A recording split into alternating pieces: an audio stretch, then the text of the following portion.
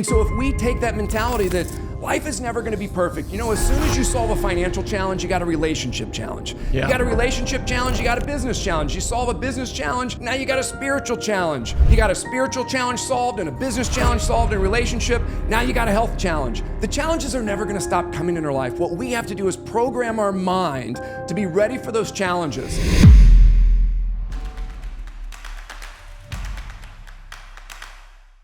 Welcome everybody to another episode of the Rilla Labs. We are here with Doug Wyatt. He is the founder and CEO of SynergyLearningSystems.net. And he is one of the great minds in sales, one of the great minds in systems and building repeatable processes for your businesses, whether it's home services or beyond. So Doug, I'm so glad to have you here, man. And why don't you tell the people at home watching a little bit about yourself and Synergy and why we're here. Yeah, thank you so much for that introduction, Sebastian. That was incredible. It's amazing to be here with you.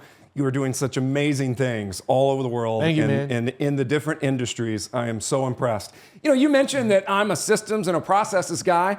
When I think about what I could have done in businesses in the past that I've owned, that I've started, that I've run, and that I've grown, with Rilla, it would have been an entirely different ballgame. I mean, you talk about a game changer to not only be able to create the systems and processes, to be able to work on that and to role play those things, but to be able to measure it to 1/10% within seconds. You remember in when real time. when we met in, I think it was like Nashville where we met, right? Yeah. Originally Service World, and I showed you like one screen of the Rilla app with like the little checklist of whether they said and you were like, what?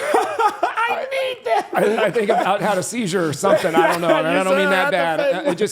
It's like when I saw what you guys were working on, impressed. And I think, you know, it was almost like in the movies when you have one of those scenes like the near death or the dying experience where your life flashes beyond, you know, right in front of your eyes. Like, when you showed me the Rilla app, I was sitting there thinking about the literally 30 years, 3 decades that I've been working on systems and processes and influence and sales and the psychology of sales and how to implement those things. And to be quite frank, to sell with integrity. And my life flashed before my eyes thinking about all the ride-alongs that could have happened with your technology, all the ways that we could have measured and helped our teams grow and to have held them accountable.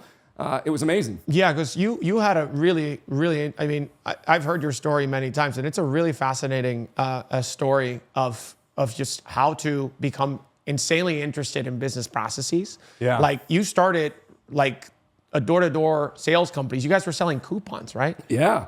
Yeah. In fact, that is really my first real dive into business. But I grew up in a small town, you know, out in Southwest Missouri, and I knew that I wanted more out of life. And so my first system and process was working on my basketball skills about 6 hours a day. Okay. Ended up playing a couple of years of college ball out in Kansas and then transferred to the University of Colorado. While I was there, I got this idea. I was just tired of being broke, Sebastian. I didn't grow up with a silver spoon in my mouth. I mean, I took a lot of great things from that small town, you know, living your life with integrity, being a person of honor, you know, working with character in everything that you do. But I knew I wanted more out of life. And so I started a door-to-door sales company. I got this idea to just start a little coupon book. And I went around and started talking to business owners in Boulder, Colorado, and created a coupon book. What is a coupon book? What were you selling? It was a little coupon book with basically discounts on pizzas and appetizers that were just a little bit better than what was already going out on the bounce backs, either on the box or on the television or however that pizza restaurant was marketing. It just had to be a little bit better. And then I just hired college kids and worked on a process. And they would go to homes and they would say, hey, do you want some pizza coupons? They would literally knock on the door as a college student. We would verify they were a student. We would check that they were currently enrolled, that they had a student ID so that we weren't out there lying to people in the community. And then we would put on our school gear, right? Our logos and that sort of thing. We would knock on doors and we would talk about a locally owned pizzeria with better pizza than the nationwide franchises. And then people would buy the whole book of coupons. A book of coupons. And then the benefit for them was that they now had access to like, you know, really high quality stuff at a cheaper price. And then how much did you guys sell these coupon books? $20. $20 a pop? $20. And I'm talking about a lot of rejections, Sebastian. I mean, you know, this was my first dive into sales training, creating systems and processes, created an 84-page training manual. and had a buddy that 84 was a DJ. pages for selling the coupons? That's right. Wow. Script, What line by line scripts. What was the pitch? Do you remember? Oh, yeah. Oh, I've done it so many times. What was the Well, I pitch? can just say this. The first thing is we had to kind of reduce ourselves so that we weren't scary at the front door. Right, I'm kind of we're kind of tall guys. And so we would stand a certain distance back. Yeah. And then when they would answer the door, we'd be kind of sheepish. We would just say, hey, how are you? I'm sure you're busy, so I'll be quick. And then we would identify who we were. We were a group of college kids from down the road here at CU Boulder. And then we would show a student ID so that we would prove to them that we are who we said we are. Yeah. And then we'd go into our presentation about a locally owned pizzeria and the name of the person that owned it and how they cared about the community and the kind of ingredients that they were using on their pizzas and on their pies. And then we would work to sell it. But I'm telling you, as many as we $20. sold, it was a lot of rejection. But here's what I learned. That opportunity gave me the real opportunity that I think is important to our viewers today. And that was, it gave me the resources to set up my schedule that next year where I was out of class by Wednesday afternoon. I was literally almost every week, my last couple of years in college, Sebastian, I was getting on a plane to go see the greats of the industry of influence and sales. Guys like Tony Robbins and Stephen Covey. What year was this? This would have been back in the late 90s. Wow. So, that's like the Tony Robbins original tapes. Tony Robbins' original tapes, the giant events. One of my first big events I ever went to was to see Tony Robbins at the MGM. And I'm telling you, those things, they changed my life. I read a book called Think and Grow Rich by Napoleon Hill.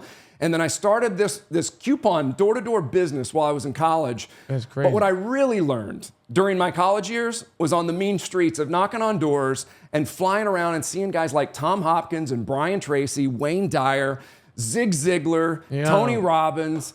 Those are the guys that really changed my life, and they molded me into who I am today. In fact, one of the things that I could share with our audience is we've got to continually make ourselves a priority. For 28 years now, I've been working on personal growth for 1 hour a day. Most of it is on Audible now. I call it my shower time university, drive time university, fly time university.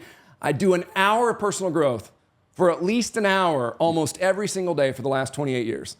Just feeding my brain with that kind of information. And that's universal, really, because whether you're like a CEO or whether you're a technician, or just a manager, just doing that an hour a day of personal growth can help you level up any stage of your life, really, that you're Absolutely. at. Right? I mean, listen, I worked really hard. I'm not the smartest person, but I tend to say that I try to outwork people everywhere I go. Yeah. I think that The Rock stole my saying. Okay, maybe. I don't know. He says The Rock, man, expect a subpoena on your ass, man. You're going to get... what Dwayne The Rock Johnson says is always be the hardest worker in the room.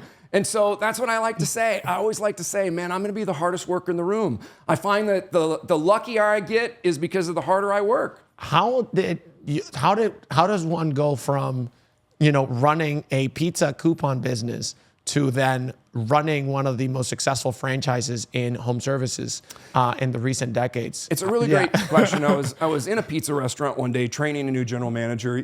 We mentioned the door-to-door thing. That led to an opportunity to get invested in some restaurants. In my late 20s, early 30s, I had 9 restaurants, all franchises. 6 of one kind in the pizza business, and then 3 other sandwich shops. Because the pizza people probably knew that you had something really special, that you learned how to sell pizza. Well, the funny thing is, we became the #1 franchisee for this individual restaurant chain because we had kids out there knocking on doors promoting. And then they started selling for that particular, not just like a bundle of coupons, but for that one franchise. Yeah, okay, got it. Okay. And it's amazing that, he who markets best tends to win. Yeah, people usually think that, even in technology companies, people think that it's all about having the best product and having the best kind of like technology. You think about Facebook. Facebook was not, the first or the best social network that was around. There was MySpace, there was Napster, there was LinkedIn at the time that Facebook started. Facebook really was a great go-to-market strategy. Yeah, Start with Harvard students, scale up to Ivy League students, very specific set of features just for those users. Once you dominate that market, you go to the other colleges that are not like Ivy Leagues, but kind of like Ivy Leagues, like MIT, Stanford. Then you take over the college market. Then you take over the who's like college kids, people are graduating college, and then you just dominate from a marketing perspective. Such a great analogy there with Facebook. One of the ones that I heard years ago was a guy named Thomas Watson with IBM. Yeah. And back in the day, back in the 80s and 90s, before the Facebooks and the, all of these new technologies and Rilla came on the scene, There was IBM, and they were known as one of the greatest technology companies to ever grace the face of the planet. But Thomas Watson knew it didn't matter how good their engineering was, how good their software was, how good their systems were. They had to have somebody to market and sell it. So he said, one of his famous quotes that I absolutely love, it doesn't matter how great our technology is, that we have to serve our customers incredibly well, but we've got to have a sales process. I like to take a little bit of a new spin on that because I think sales is all about servitude. So I like to say nothing happens until someone gets served, right? And so to me, sales is more about servitude. How do we serve our customers? We've got to listen and find out what's important to the consumer, and then we can sell to that once we uncover that. But we've got to have a sales strategy. Sales is everything. And so you learned that selling pizza coupons in college. Right. You turned that around, started getting into a really successful business in pizza selling. How did you get into the trades? So one day, my business partner is on the golf course with another gentleman that had started a HVAC company. Yeah. And so my business partner in the restaurants comes back to me one day and he says, Doug, what do you think about home services? What do you think about the trades? What do you think about HVAC? Right. And I said, what are you talking about? Yeah, HVAC. Air conditioning, what are you and he says, it's heating and air conditioning. I said, I know what it is. Why are you asking me? And he said, what if we started to franchise some of our ideas in regard to systems and processes and servitude, and we translated that to home services. Right. And I said, you got a point. And so we did. And what year was this? This was back in 2006. Over those next few years, we grew an incredible business that landed on Inc. magazine's list of the fastest growing companies in America. That led to a training opportunity with one of the world's largest manufacturers of HVAC equipment. And I invested the next 5 years or so on the road, traveling, speaking, training others how to do what we had done at our little company in Colorado Springs. And then I got to say, Sebastian, I got tired of living on the road. As you well know, as a guy who travels a lot. 100 times a year, man. Man, I'm telling you, those nights on the road can be very lonely. You're in hotel conference centers and you're speaking, and it looks like a kind of a jet setter's lifestyle, but man, it'll wear you out. And so I went back into the trades. In 2015, I left the training and speaking business, and I got back into the trades with a small mom and pop company in Denver, Colorado. After 18 years, this company had no phone lines, no internet. They were literally dispatching a couple of white vans off of Yahoo Calendar. They had no software. Yahoo Calendar. In 2015, Sebastian, this is just not too long ago. I didn't even know Yahoo Calendar was a thing. As a software guy, it's probably hard for you to even imagine that, right? Calendar. Is Yahoo still in business? Is that still around? I don't know. But we got off of it pretty quick once I got involved. I mean, literally, this company had an answering machine 40 minutes outside of Denver. One of those deals where you might not even remember. You probably don't remember this, Sebastian. There were answering machines where if you called to leave a message, that you had a beep that would last as long as how many messages were on that tape. Oh, I don't even remember. And so you would call somebody to leave a message, and it would say, please leave a message at the tone, and then it would go, beep. And if there were a lot of messages, beep, and more messages, beep. And finally, when it got through the messages of spinning that tape, it would say, now you get to leave a message. In 2015, that's how that company was running its business. Yeah. So we just started implementing technology, marketing. We increased our brand. And in 14 months, an 18-year-old business with no systems and processes, no uniforms, nobody really answering the phones live, we won Partner of the Year with one of the world's largest HVAC manufacturers. And we won that 2 out of 3 years. So this is really fascinating about your story because you didn't come from the trades, right? It's not like you grew up in like a lot of people in the trades. You're dad or mom running a trade business. You grow up in the business. You're learning in and out. What you really got your training in was service, systems, processes, sales, scalability, right? Yeah. And what's so cool about your story is that you came in to the trades 2006, very close to the recession. And there's something I've noticed, like if you look at companies like A1 Garage Doors with Tommy Mello, he started it right around 2006. It's almost like this way, like some of the best companies are started during recessions. And I think of why that is. It's usually because everybody suffers the pain of the recession. Our good friend Jocko Willink, he says when it's raining outside for the enemy too. So good. That's right. Good. Do what you got to do to get ahead, right? What I think it's happening is that the big companies with the big market share, they suffer the blow, and they're used to doing business in a certain kind of way. But when there's a recession, there's an opportunity to do business in a much more efficient way. A1 Garage, they leverage social media marketing. Yes. They leverage SEO. They kind of leverage new innovations for the trades, which is like process, systems, repeatability, technology. And then they started taking over. And with you, I see the exact same thing, because you started growing a lot during the recession. That's right. Right? That's when you actually started. Lennox or Carrier saw that you were one of the top performing franchises in the country. You were like, what the hell is happening here? One time with Carrier, one time with Lennox. And, I think you bring up some And that was 2008, right? That was like during the recession. 2008, 2009, what many have deemed the worst economy since the Great Depression. And we were gobbling up market share, doubling in size that year, selling From how much did you go in revenue to how much during that time? So in that first year, during that recession, $3.5 to $7 million at that company that I was managing at that time. And, to me, it's you went from $3.5 million in annual revenue to $7 million in 1 year? Yeah. In the recession. In the recession, in the worst year, the worst economy since the Great Depression. But I think most importantly there's some underlying factors there that I think led to that. And it wasn't just about sales, it was about mindset. You mentioned our friend Tommy Mello, and you mentioned Jocko Willink. And, I think when I think about what Tommy's done and what you've done and what we did, and really most everybody that succeeded in the face of adversity, it came down to this right here. It was the mindset, right? Mm-hmm.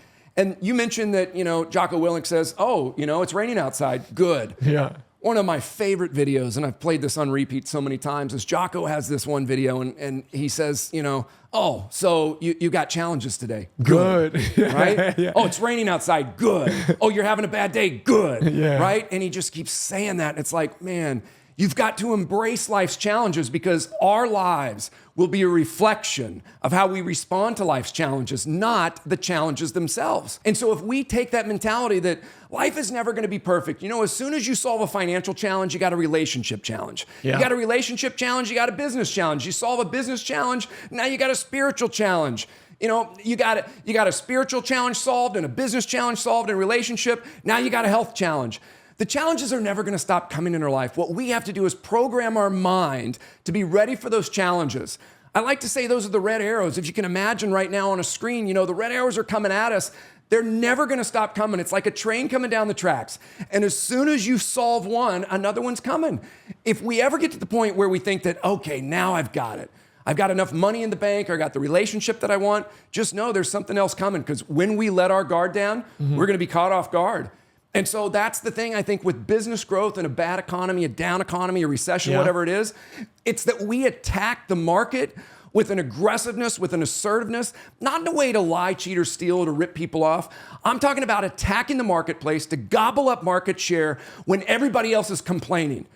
When I hear everybody else complaining... How do you do that? When you go into a recession, leads are down. I mean, we're going through a similar period, maybe not as bad, but still, like, we're going through another recessionary phase. How do you put yourself in a mindset where you say, okay, leads are down. It's more expensive, right? Because, there's more contractors than ever attacking a shrinking number of leads because people have less money in their pocket. They're looking less for HVAC replacement systems than they would before. Right. And then leads are getting more expensive. It's hard to close them. How do you take that and say, like, okay, let me still be aggressive and dominate market share? How do you even walk an owner or like somebody in a leadership position to say, like, oh yeah, it's good. It's time to buckle up. It's time to get out there and start investing more. It's a great question, Sebastian. It's a tough question. Yeah. I got to say, because we only have a limited amount of time here, and this could be days worth of training in order to share this. So I will try to be as concise as I can possibly be. Number one, it starts with our mindset.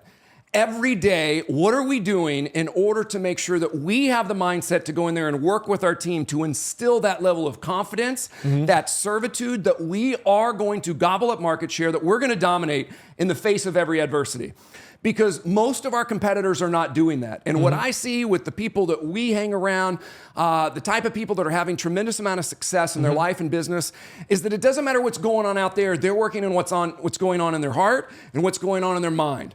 So we've got to find a way to lather ourselves up. What I've been doing for 28 years is filling my mind every morning with positive thoughts, surrounding myself with people like you that are going places. I cannot surround myself with people that are going to be dragging me down. But I also realize as a leader, as a CEO or a founder, as a president, I've got to make sure that I instill that same kind of mindset in my people.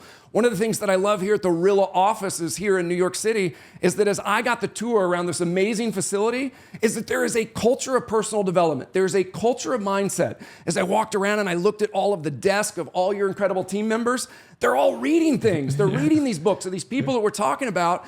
And it's like, that's what it's going to take. So if you're going to succeed in the face of adversity, in a recession, in a bad economy, we not only have to have the right mindset ourselves, we've got to make sure that our entire team is on the same page, right? So we've got to all be playing from a playbook that is about progress, not about regress. Right. We've got to be thinking about what are we doing every single day, every moment of every day to make sure that the mindset is right with our team and pushing ourselves out of our comfort zone. We got to get out of our comfort zone. That's super critical. And the other thing, I think that was one part of the equation for your success during 08, during 09, during 2015. It was mindset. And I've seen your training, and so much of it is like even like you do sales training, amazing sales training. I've seen it. I've read your booklet. So much before you even get to the point where you talk to the customer is about like preparing the mind to go in and game time. It's show time. We got to deliver. So I totally see that. The next part is the process and the repeatability, because I think that's the other, the critical point of your success, whether it was with like the pizza coupons for the pizza franchises, the HVAC franchises, the sales training systems that you started coaching other kind of HVAC owners. Talk to me about, because that's kind of what the foundation for Synergy Learning was, right? It's like the mindset and the process. So tell me a little bit about the process that you kind of took in your own companies. You started telling, tell me like, quickly, what are the core foundations of this process for We've got 5 components, and it's a great question, Sebastian. And this will kind of go to your previous question about how do you do that? How do you succeed in a bad economy, in a recession? First thing is what we've been speaking a lot about here today. We've been chatting about the mindset. And so that's number one. We've got to work on the mindset of ourselves and of our team and everybody around us, right? After that, what I like to say is that the words we share matter. This is about being ultimately prepared. When I was traveling around and listening to all those great speakers in my 20s, when I started that door-to-door sales company, I went and saw a guy named Zig Ziglar. Unfortunately, Zig's no longer with us. He passed in 2012. But you know, Zig said a couple of things that have resonated with me to this day. First and foremost, Zig said that people don't care how much you know until they know how much you care. So I feel like every sales process, everything that we're doing to influence people, we've got to start with the mindset that we've got to work on finding out what's important to others. Because if we don't find out what's important to them, how could we really say that we care about them? And then the next thing that I like to say that Zig really had an impact on me with is he said that every word, and I'm going to wordsmith this in a minute, but Zig said every word out of a salesperson's mouth should be scripted. Let's just change that word to an influencer, because we're all influencers, whether we're influencing ourselves or our family, our kids, you know, somebody that we work with or a client. We're on the influence side. So I'd like to rephrase what Zig said and just say, every word out of an influencer's mouth should be scripted. But I don't think Zig meant that we should sound like we're on a script. I think what Zig was saying was it's about ultimate preparedness. Caring about what you say. Caring about what we say, being ultimate prepared, not just winging it, right? Right. Working so hard to be ultimately prepared so that we think about the choice of the words, the cadence, the voice inflection, everything. And so that's a program that we've created after the mindset. Part 2 is the wordsmith. Becoming a true wordsmith just means thinking about what we're going to share with our audience. Thinking about the words that we're going to say. For instance, we were just having a little meeting before this started with some team members here at Rilla Voice. And I said, you know, if you get down to the end and you ask for somebody to sign the contract, those are scary words, right? Right. But if we just asked somebody to change those words, wordsmith them, and we just said, let's go ahead and initial the paperwork. It's so easy to say that, yet when we say things like sign the contract, we've been taught since a very young age to be scared of attorneys, to be scared of contracts. And when we ask somebody to sign the contract, our subconscious mind, and often our conscious mind says, it's a contract. It's a contract. I hate the hell out of contracts. I Anytime somebody sleep on it. gives me a contract, I think of like the legal bills. Yes. Think of the goddamn lawyer. And getting sued. And fine print and attorneys and court and civil suits and all that stuff, right? So every time we use the word contract, we create a visceral reaction in the mind of the consumer. So we just say the paperwork or the agreement, right? Things like that. So that's the Wordsmith program. We've identified hundreds and hundreds of words to wordsmith, change out so that we're speaking to the consumer's subconscious mind in a way that resonates. After that, we work on empathic communication with a process that I've developed called the RARE listening sequence. RARE is an acronym. What do you? That's something I've heard you say many times. What do you mean by rare listening? Well, number one, it is incredibly rare that any of us, as part of the human race, are listening. Yeah. Right? It's very rare. Yeah. So I developed an acronym a number of years ago that RARE is for a very specific set of things, and we'll talk about that. I hear this a lot. Before I get into the acronym for just a minute, I hear people say, I'm just not good with names. And I would challenge anybody that says I'm not good with names, you're probably not good with names because you don't care about their name. They don't remember the person's first name, yeah.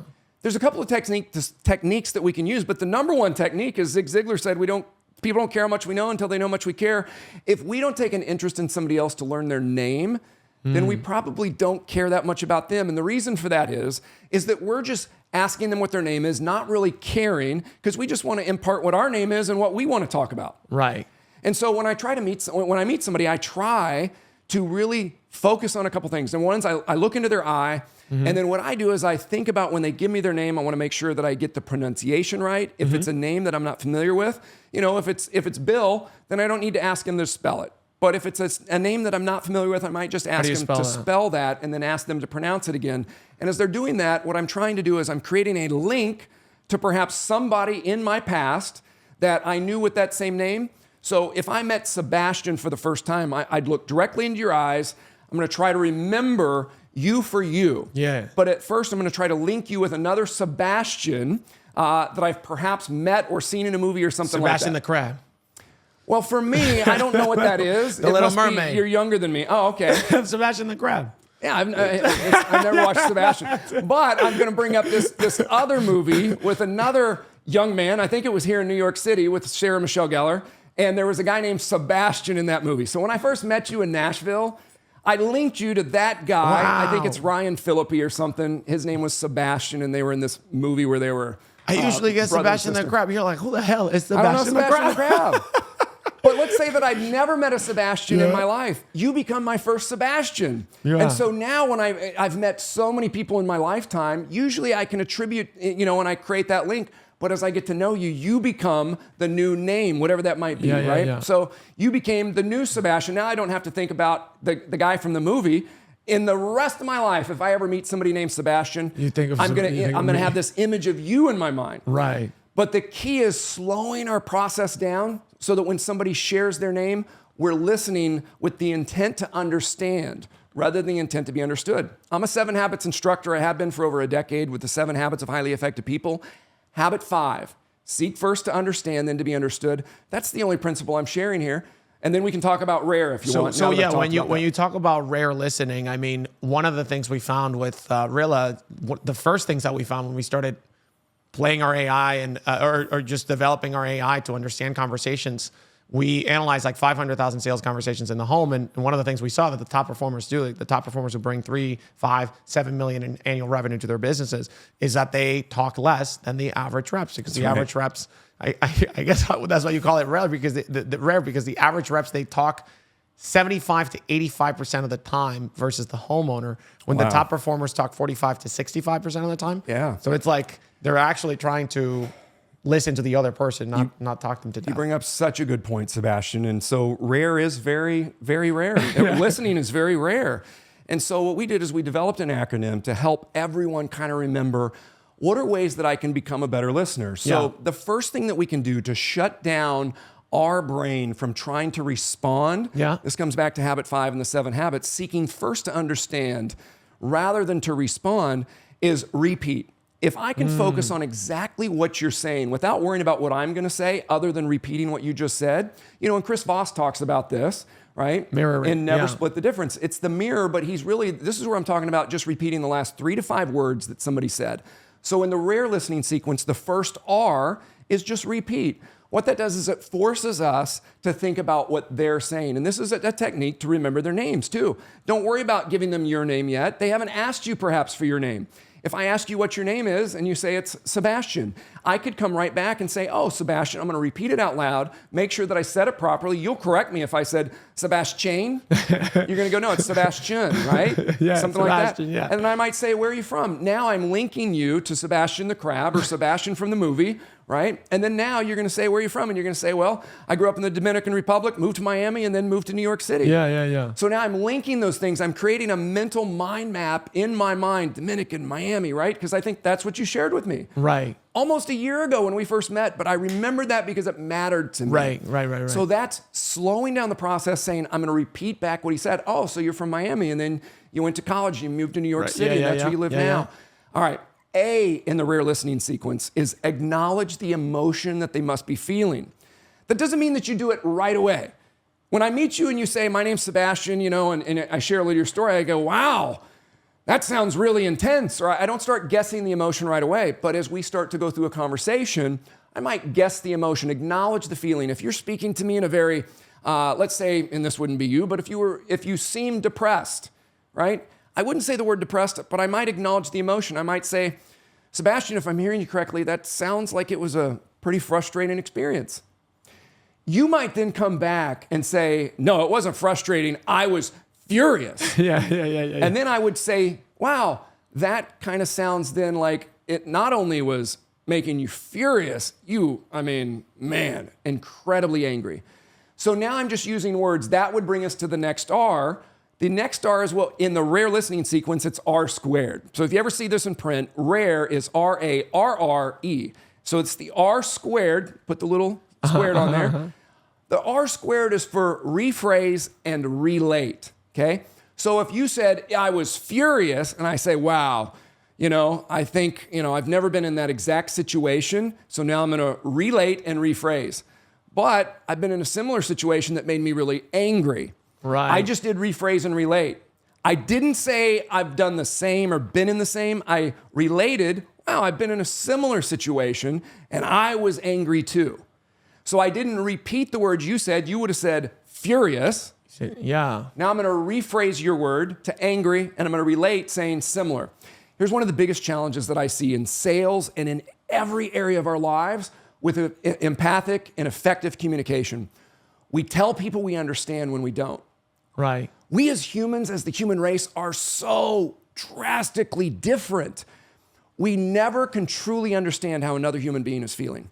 So what I like to do in our events is we go through an exercise, and it happens the same way every time. No matter if it's a more intimate event or a very large event, we break people into groups and we take them through this exercise. And at the end of it, we have them make a pact because everybody's laughing. It's a great time, but it is incredibly eye-opening. And that is that we don't truly understand. It's a word exercise where we write, and then we see how many matches we get. And every single time, people have a hard time ever getting a single match on the most simple words. And at the end of that, I ask people to make a pact with one another.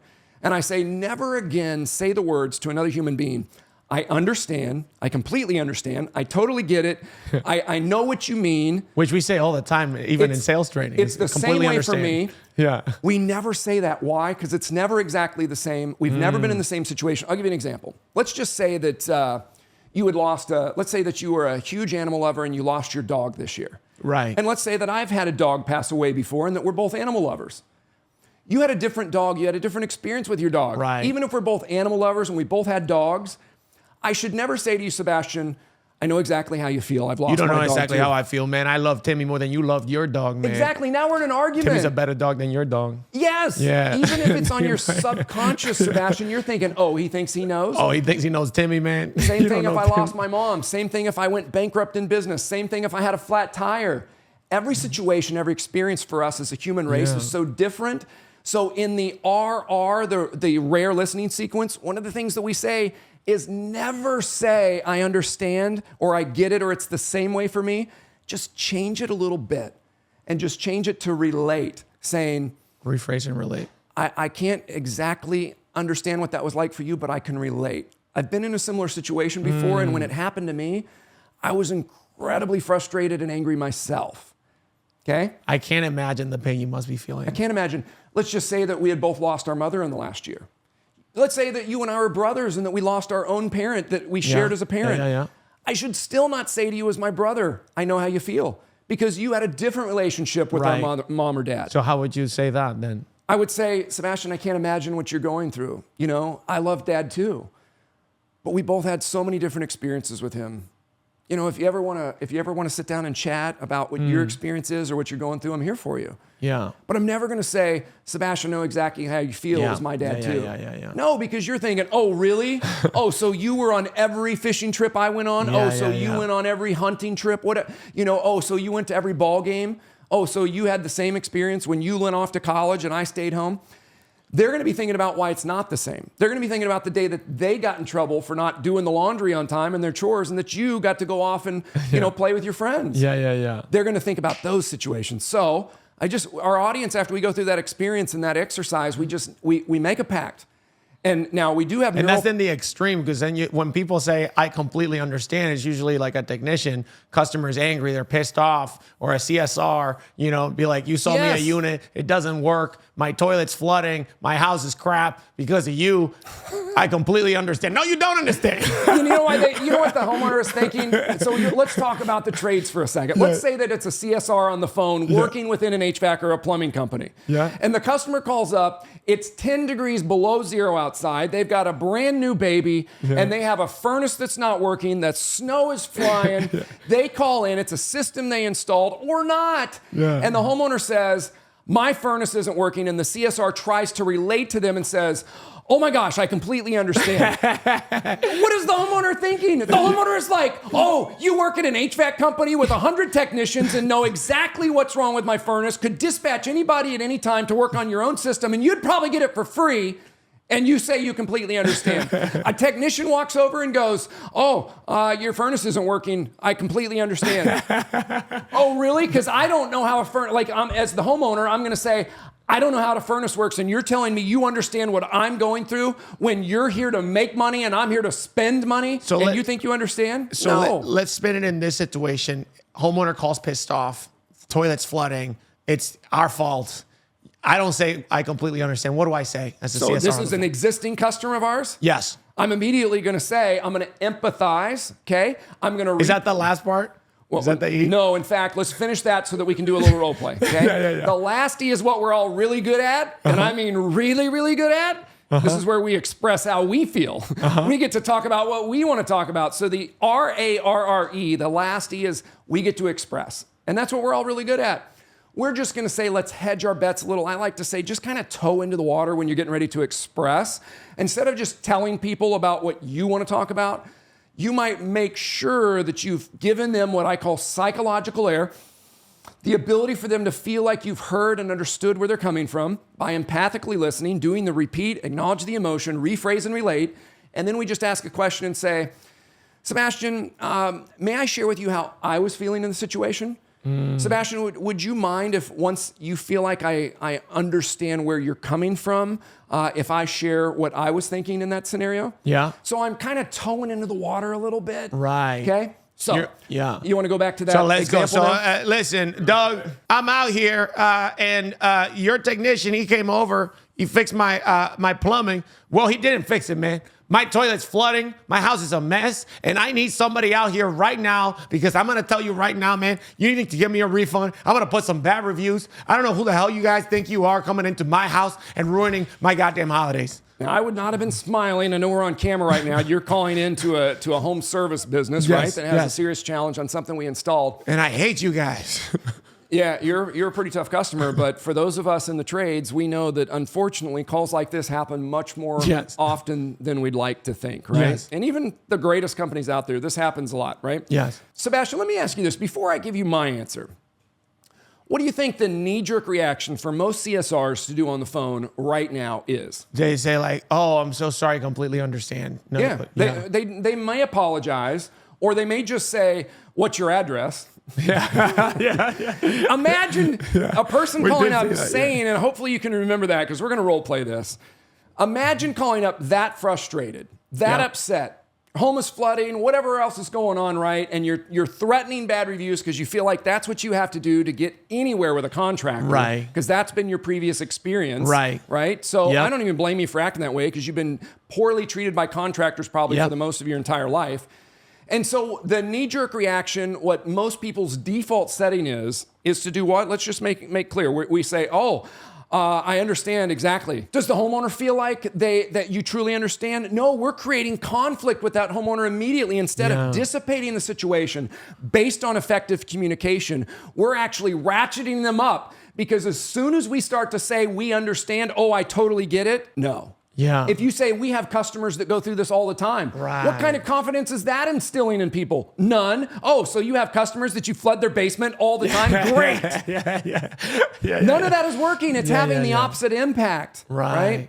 So now, Sebastian, not to put you on the spot, but for our viewers, if you're watching this, rare listening. The first R is repeat. The second one is acknowledge the emotion. The second two R's, second and third, R squared, is rephrase and relate. Relate and rephrase. And we're not even worried about expressing what we want to say, right?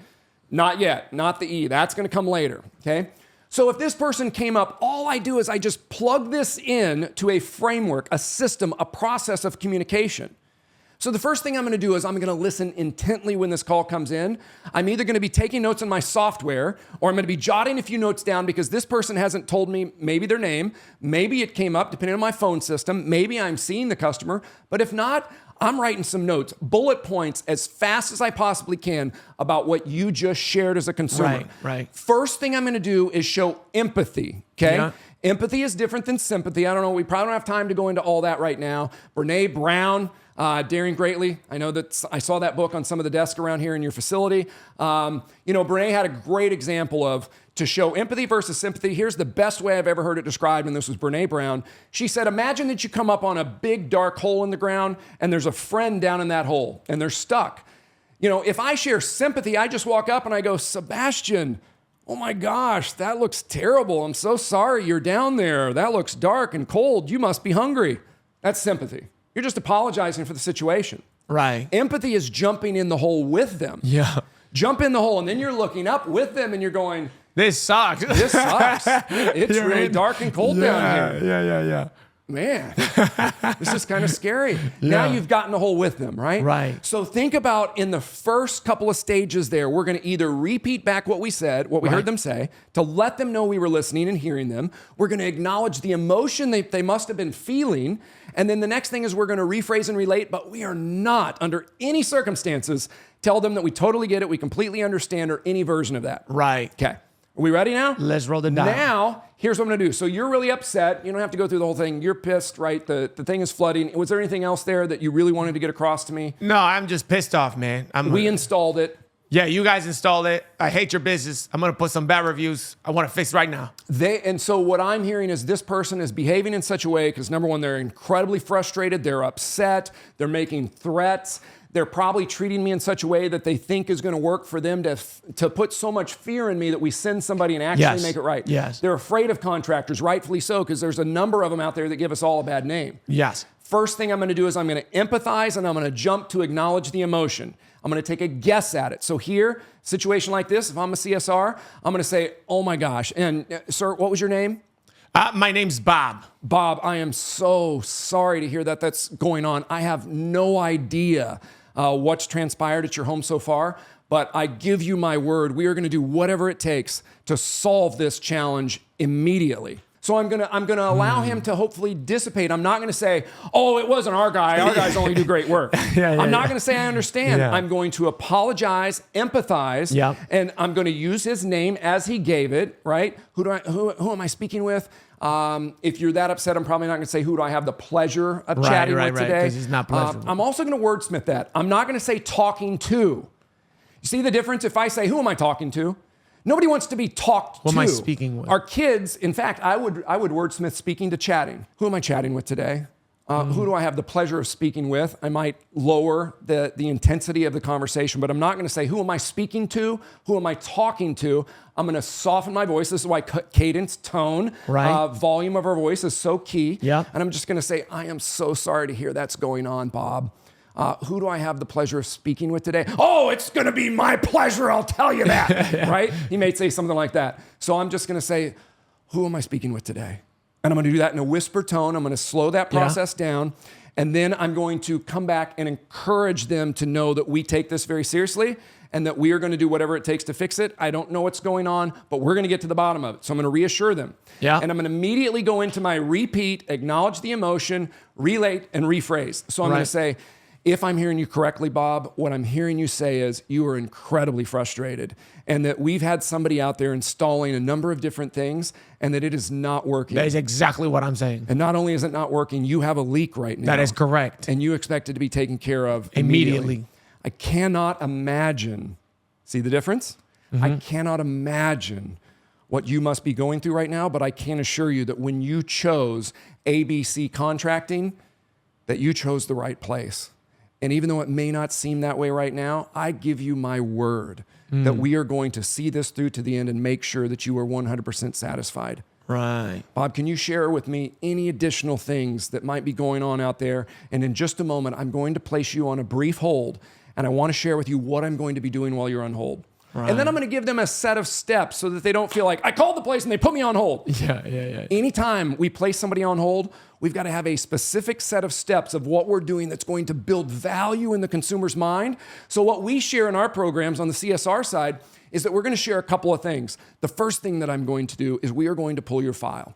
I'm going to grab a couple of other team members here in our facility, and we are going to figure out everything that we've ever done at your home. In addition to that, I am going to go into the service manager's office, and I am going to find out if and when they are available to come out to your home personally. I'm also, once I speak with our service manager that manages this entire department, I'm going to reach out to the ownership of our organization to make sure that they are in the loop and they know how we failed you to this point. So, Bob, if I may I place you on hold for just a brief moment so that we can get to the bottom of everything that we've ever done at your home, so that I can speak to my direct report with my service manager, and may I also reach out to the ownership of our entire organization to make sure they're aware of what's going on out there at your home. Then, before I place them on my hold, I'm going to say, is there anything else you would like to share with me before I place you on hold? Just so I have all of the information that our organization will need in order to make a relevant decision and put a plan of action into place. We're going to dissipate that situation. Now, if you think about the fact that right now, most calls are being answered, and when something like that comes in, there's literally training I've heard that says, never apologize. Never apologize. I don't even know who's training that, but all I will say is, my first thing is, if someone feels, if their perception is that we've screwed up, when did it become the wrong thing to do the right thing? Right. If somebody perceives that my organization, my team has failed them, why would I not say, I am so sorry that you feel that way? Right. I'm not putting ourselves on the hook for a lawsuit. I'm just going into my acknowledge the emotion. That consumer feels a certain way, is very heated. They're about to blow their top. They're threatening one-star reviews, which in my business, I used to share with our team, every one-star review based on the organic nature of how we marketed our business was going to end up costing us $250,000 for every one-star review. Now, you can leverage one-star reviews by the way that you respond to those, proactively address those, take 100% personal responsibility, organizational responsibility, kind of like Jocko Willink's philosophy of extreme ownership, find your responsibility. You know, a lot of times, by the way, a little side note tangent here that I know you're aware of, is if you're not responding to every review, but especially bad reviews, your opportunity on the bad review is to speak to every potential customer, thousands and thousands of customers in the future, because if you have a 4.8 or 4.9, every time a new consumer goes to your website, goes to your pages on your socials, they're going to look at all the great reviews and they're just going to keep scrolling until they find a bad one. And they're going to see how you responded. What's the worst case scenario? What's the worst case? And what I would coach everybody to do is in it, no matter if you believe that you were not at fault, you search far and wide, high and low, until you find some way to take responsibility and then put that online as your response. And so if you were to go to our old website and you saw my responses online, all of the ones, I mean, you cannot not get a bad review occasionally, right? There's just no possibility if you're serving thousands of customers. So we would always say, we have no idea what was going on the day that, we have, please call our office. But then immediately we would say, it sounds like we need to do some additional training. And then we get to say what we're doing in our company. We're constantly retraining our team every week. We're working with them on leadership training, technical training. We've got our guys in courses, classes. I can assure you this is not the way we run our business. Take responsibility and say, we're working to fix it, and we're gonna work until we get it fixed. And that's what the customer wants to hear, especially when they're upset. Yeah. And I read a metric somewhere that's like the retention and the satisfaction of a customer that never calls your business to complain is actually less than the retention and satisfaction of a customer who calls to complain and gets a great service, because those customers who experience a problem and then you do a great job at addressing their needs and solving their problem actually retain for longer and have a better perception of your brand. And they tell more people. Yeah. You know, if you think about it, when you have a bad experience like this customer that you role played, they're saying they're going to put a bad review on every review site. They're not going to stop there. If you really upset a customer and when they called, you know, in their time of need, they're going to turn around and tell people in the grocery store, by the way, I don't know if you've ever used so-and-so, but don't ever use them for your plumbing. Because they're going to remember the emotions. They were really, really upset. And then when they were really upset, they found somebody that could help them. Our memories are tied to emotions. The more angry they are, the more people they're going to tell. I've heard statistics that goes along right with what you said, is that every happy customer, 1 out of 10 might tell somebody else. But every angry customer, 10 out of 10 are going to tell somebody, and they're probably going to tell another 10 people. They're going to go to their work next day. They're going to tell everybody there about their experience. Every once in a while, when you provide incredible service, the more over the top we go, they might tell a few more people. But if it's a bad experience, you better bet they're going to tell a lot of people. One of the books we have here that we read is Delivering Happiness. It was by the founder of Zappos, Tony Sia.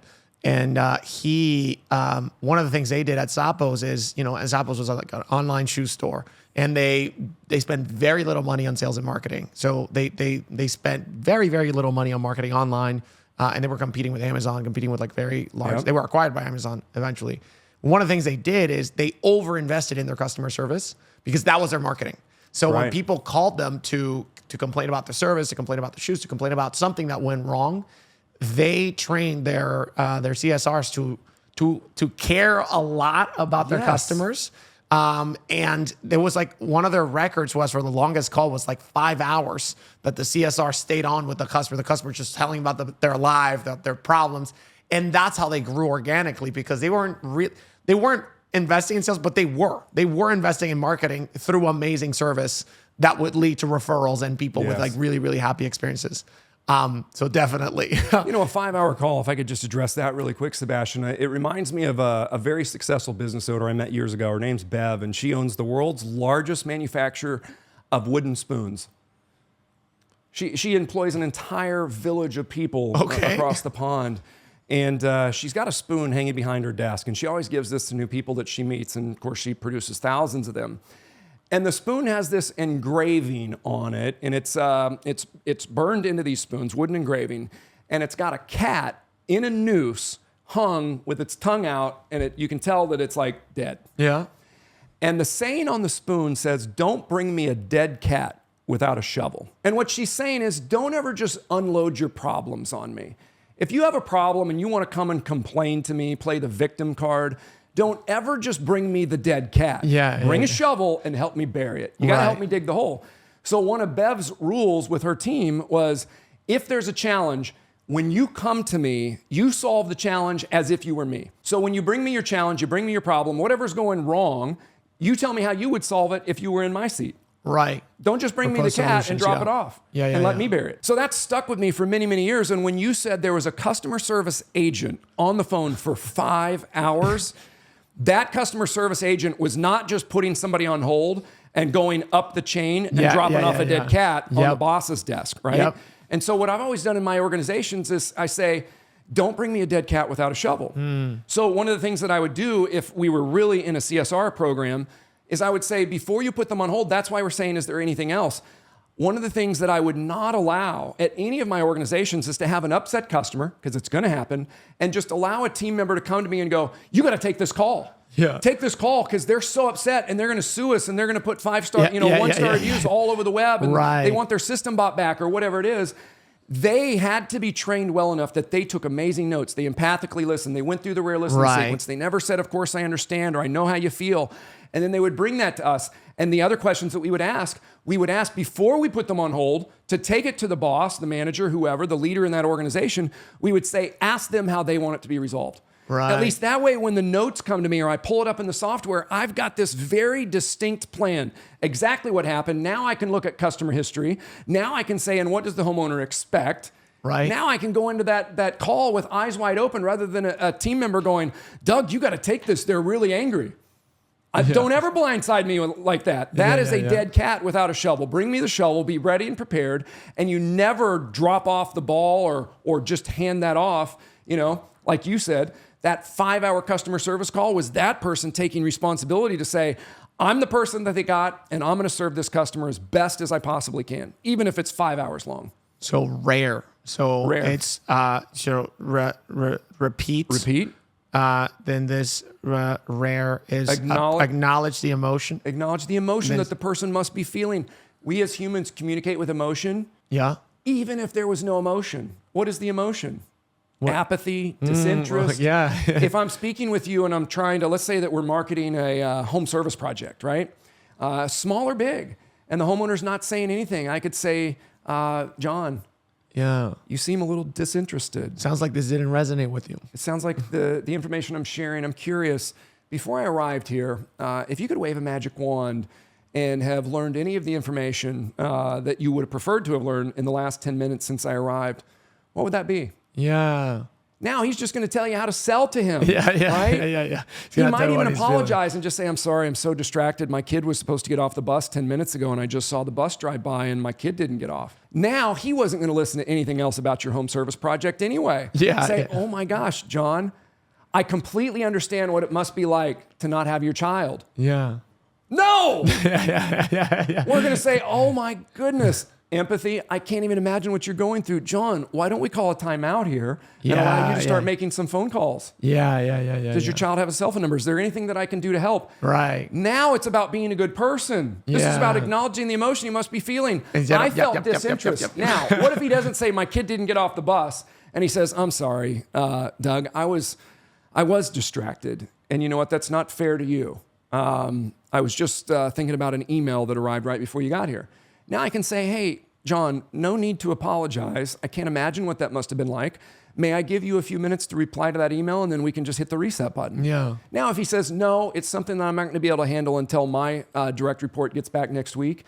I tell you what, share with what you were just saying. And now I just get to say, okay, now I've kind of called him out without called him out. I did it in a serving sort of way. Remember, Thomas Watson said nothing happens until something gets sold. I'm saying nothing happens till someone gets served. Let's just be better people. I'm never going to share with somebody how to be a high-pressure, pushy salesperson.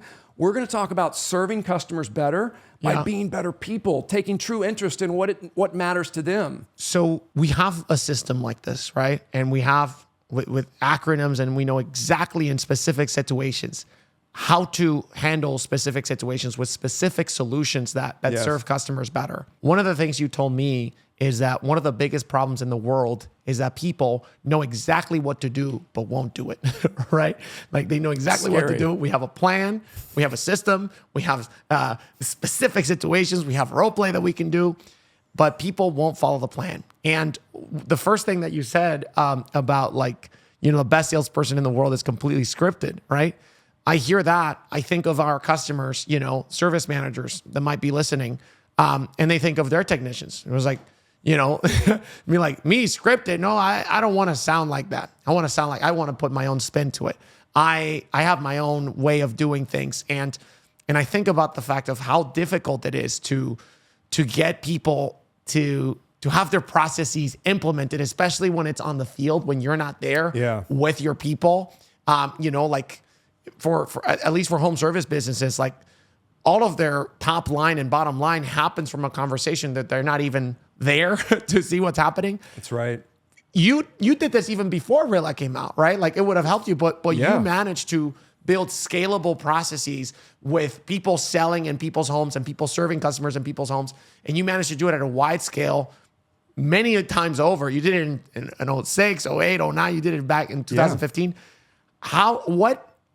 What did you incorporate in your system, and what learnings can other business owners learn? Just like not only know exactly what to do, we have a system, we have it written down, we have a manual, we have a way to handle specific situations, we have a way to talk to customers, that makes them feel heard. We know exactly that we need to keep our talk ratio low. How do we actually make sure that our technicians follow it, especially when we're not there? You make so many great points, Sebastian. I'm gonna try to pick these off one at a time. First thing is, I'd like to say it. You talked about kind of the really big vision that we have here at synergylearningsystems.net. And that is that we like to think of ourselves as we are attacking a challenge that's a worldwide problem. Yeah. We're working to solve the challenge of implementation. You mentioned that people know what to do, but they're not doing it, which is where Rilla comes in, right? Because you can be on a ride along on every call. You could listen to every checkout at every grocery store with every team member that's checking people out to see how they're interacting with consumers. There's no way we as humans can do that. We have to leverage ourselves with a company like yours that's solving those challenges of measuring those things, creating KPIs on how well are we doing what we know that needs to be done. I've got a question for you. I think most of us have heard a definition of insanity. Do you have a definition of insanity that comes to mind? If not, I'll throw one out there that I hear most often. Do you have one when people say, you know what the definition of insanity is? Doing the same thing over and over and again and expecting different results. So we've heard that, all of us have heard that before, right? And Sebastian, doing the same thing over and over again, expecting different results. I've got a different definition of insanity. Okay.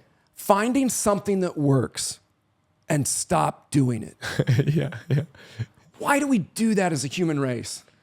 The mystery of the human race is exactly that. Finding something that works and not doing it. Why is that? Yeah. Why are the gyms going to be packed on January 1 every year? Yeah. By the end of January, there's a few less. By the mid-February, they're starting to clear out.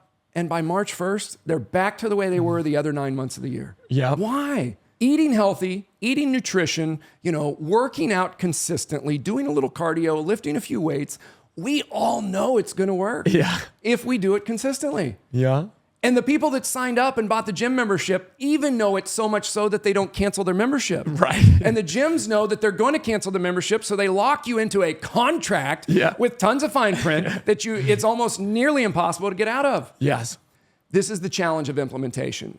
It's the same thing in our relationships, in our business, in our sales processes, in our CSR processes, our tech processes.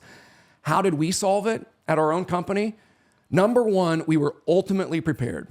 We had to develop systems and processes in regard to communication that we believed were so well prepared that it could be repeated, it could be scaled. But there was something else that we had to do before we even get started with implementing it. We had to make sure that we had a process that the team could believe in. If we're in the home services industry, and for any of our viewers that are watching or listening to this, what I know beyond a shadow of a doubt is that the vast majority of us are salt of the earth and that we truly care about our business, we care about service, we care about quality, and that there's a few bad apples that give all of us a bad name. And so what we've decided is that we don't want to be on script, we don't want to be salespeople, we don't want to lie, cheat, or steal, and so we throw everything else out that has to do with being on script. And why? I'm going to move this for a second. Because we don't want to be put in a straitjacket, right? I feel a little bit like Tommy Boy right here. We don't want to be put in a straitjacket and sound scripted. Well, guess what? Every man and woman that I've ever worked with starts out when they're on script sounding scripted. Right. That's not where we stop. That's where we start. Right. We first have to figure out the message that we want to convey on a consistent basis with our team and to our customers. Once we have that dialed in, we have to practice it, and we have to practice it. Allen Iverson famous, now Ted Lasso famous for saying practice. What are we talking about here? Practice? We are talking about practice until it becomes a part of us. Practicing words like investment versus price, cost, fee, charge, spend, pay. Those are all negative words. Price, cost, fee, charge, spend, pay. Who wants to spend money on a home services service call? Who wants to pay ATM fees, parking fees? And yet we're telling people we have a diagnostic fee, a trip charge. You know where I think about being charged? Down at the police station. I think about words like being overcharged, charged by a bull, charged by somebody outside the bar. I don't want to pay the price. I don't want to pay the piper, right? I don't want to pay the cost. I don't want to say there's a cost to doing business. These are the words that we share matter. And by the way, we haven't even finished our 5 components that we started with. There's so much for us to talk about. But the word that we want to replace, price, cost, fee, charge, spend, pay, is invest, is to make an investment, a diagnostic investment, to invest in our business, to invest in our people. Sebastian, I would challenge you or anybody listening to this today, find a negative term that goes with the word investment. I've been searching for 3 decades. Every time I think about the word investment, I think about what we were raised as children to believe. Invest in yourself, invest in your future, invest in real estate, invest in the stock market, invest your time in worthwhile causes, invest in giving back to the community. And every time I think about things that I want to get a negotiated better price on, I say, oh, here's the price. How much less can you do it for? Oh, here's the price of that car. What kind of discounts do you offer? Here's the price of that bread. Here's a coupon, right? We are programmed as humans. A fiduciary responsibility that we have as the human race is to get the most for the least. So anytime we hear the price or the cost of something, we're programmed as humans to ask for less.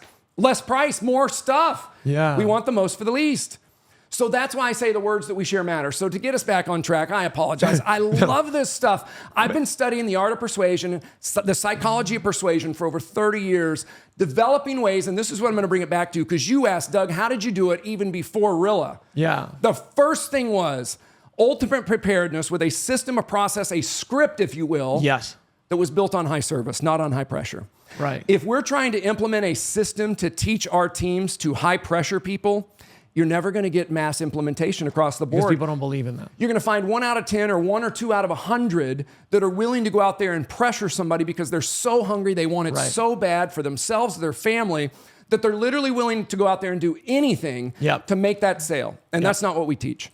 What we teach is high service, high value processes that are ways that we found over the last couple of decades to inspire organizations to communicate in such a way that resonates not with just the subconscious mind, but the conscious mind of the consumer, but it's got to be both. Mm-hmm. If I say something to you like the price of this system is and the cost to install it is, all of a sudden your brain, whether consciously or subconsciously, is feeling like something feels off. And when it feels off, we say things like this. I'm going to have to think about it. Yeah. I got to sleep on it, pray about it, talk to my wife, talk to my spouse, talk to my brother-in-law about it. I got to shop around. Yeah. Why? Because remember earlier, sales is 3 things. In fact, I don't think we talked about it before the cameras came on with your team in the other room. Sales is only 3 things. Number 1, it is a transference of emotion. Number 2, it is an elimination of risk. And number 3, it is an earning of trust. The elimination of risk and the earning of trust are 2 sides of one coin. Right. Every word, every voice inflection, every cadence that we share is either earning trust or increasing risk. Right. Or increasing risk and lowering trust. And the way that we communicate and get people to come to our way of thinking or persuade them is by doing it with emotion. Whether we lower our voice, whether we slow the cadence of our voice, whether we increase it with excitement, but our memories and our persuasion are tied to emotion, okay?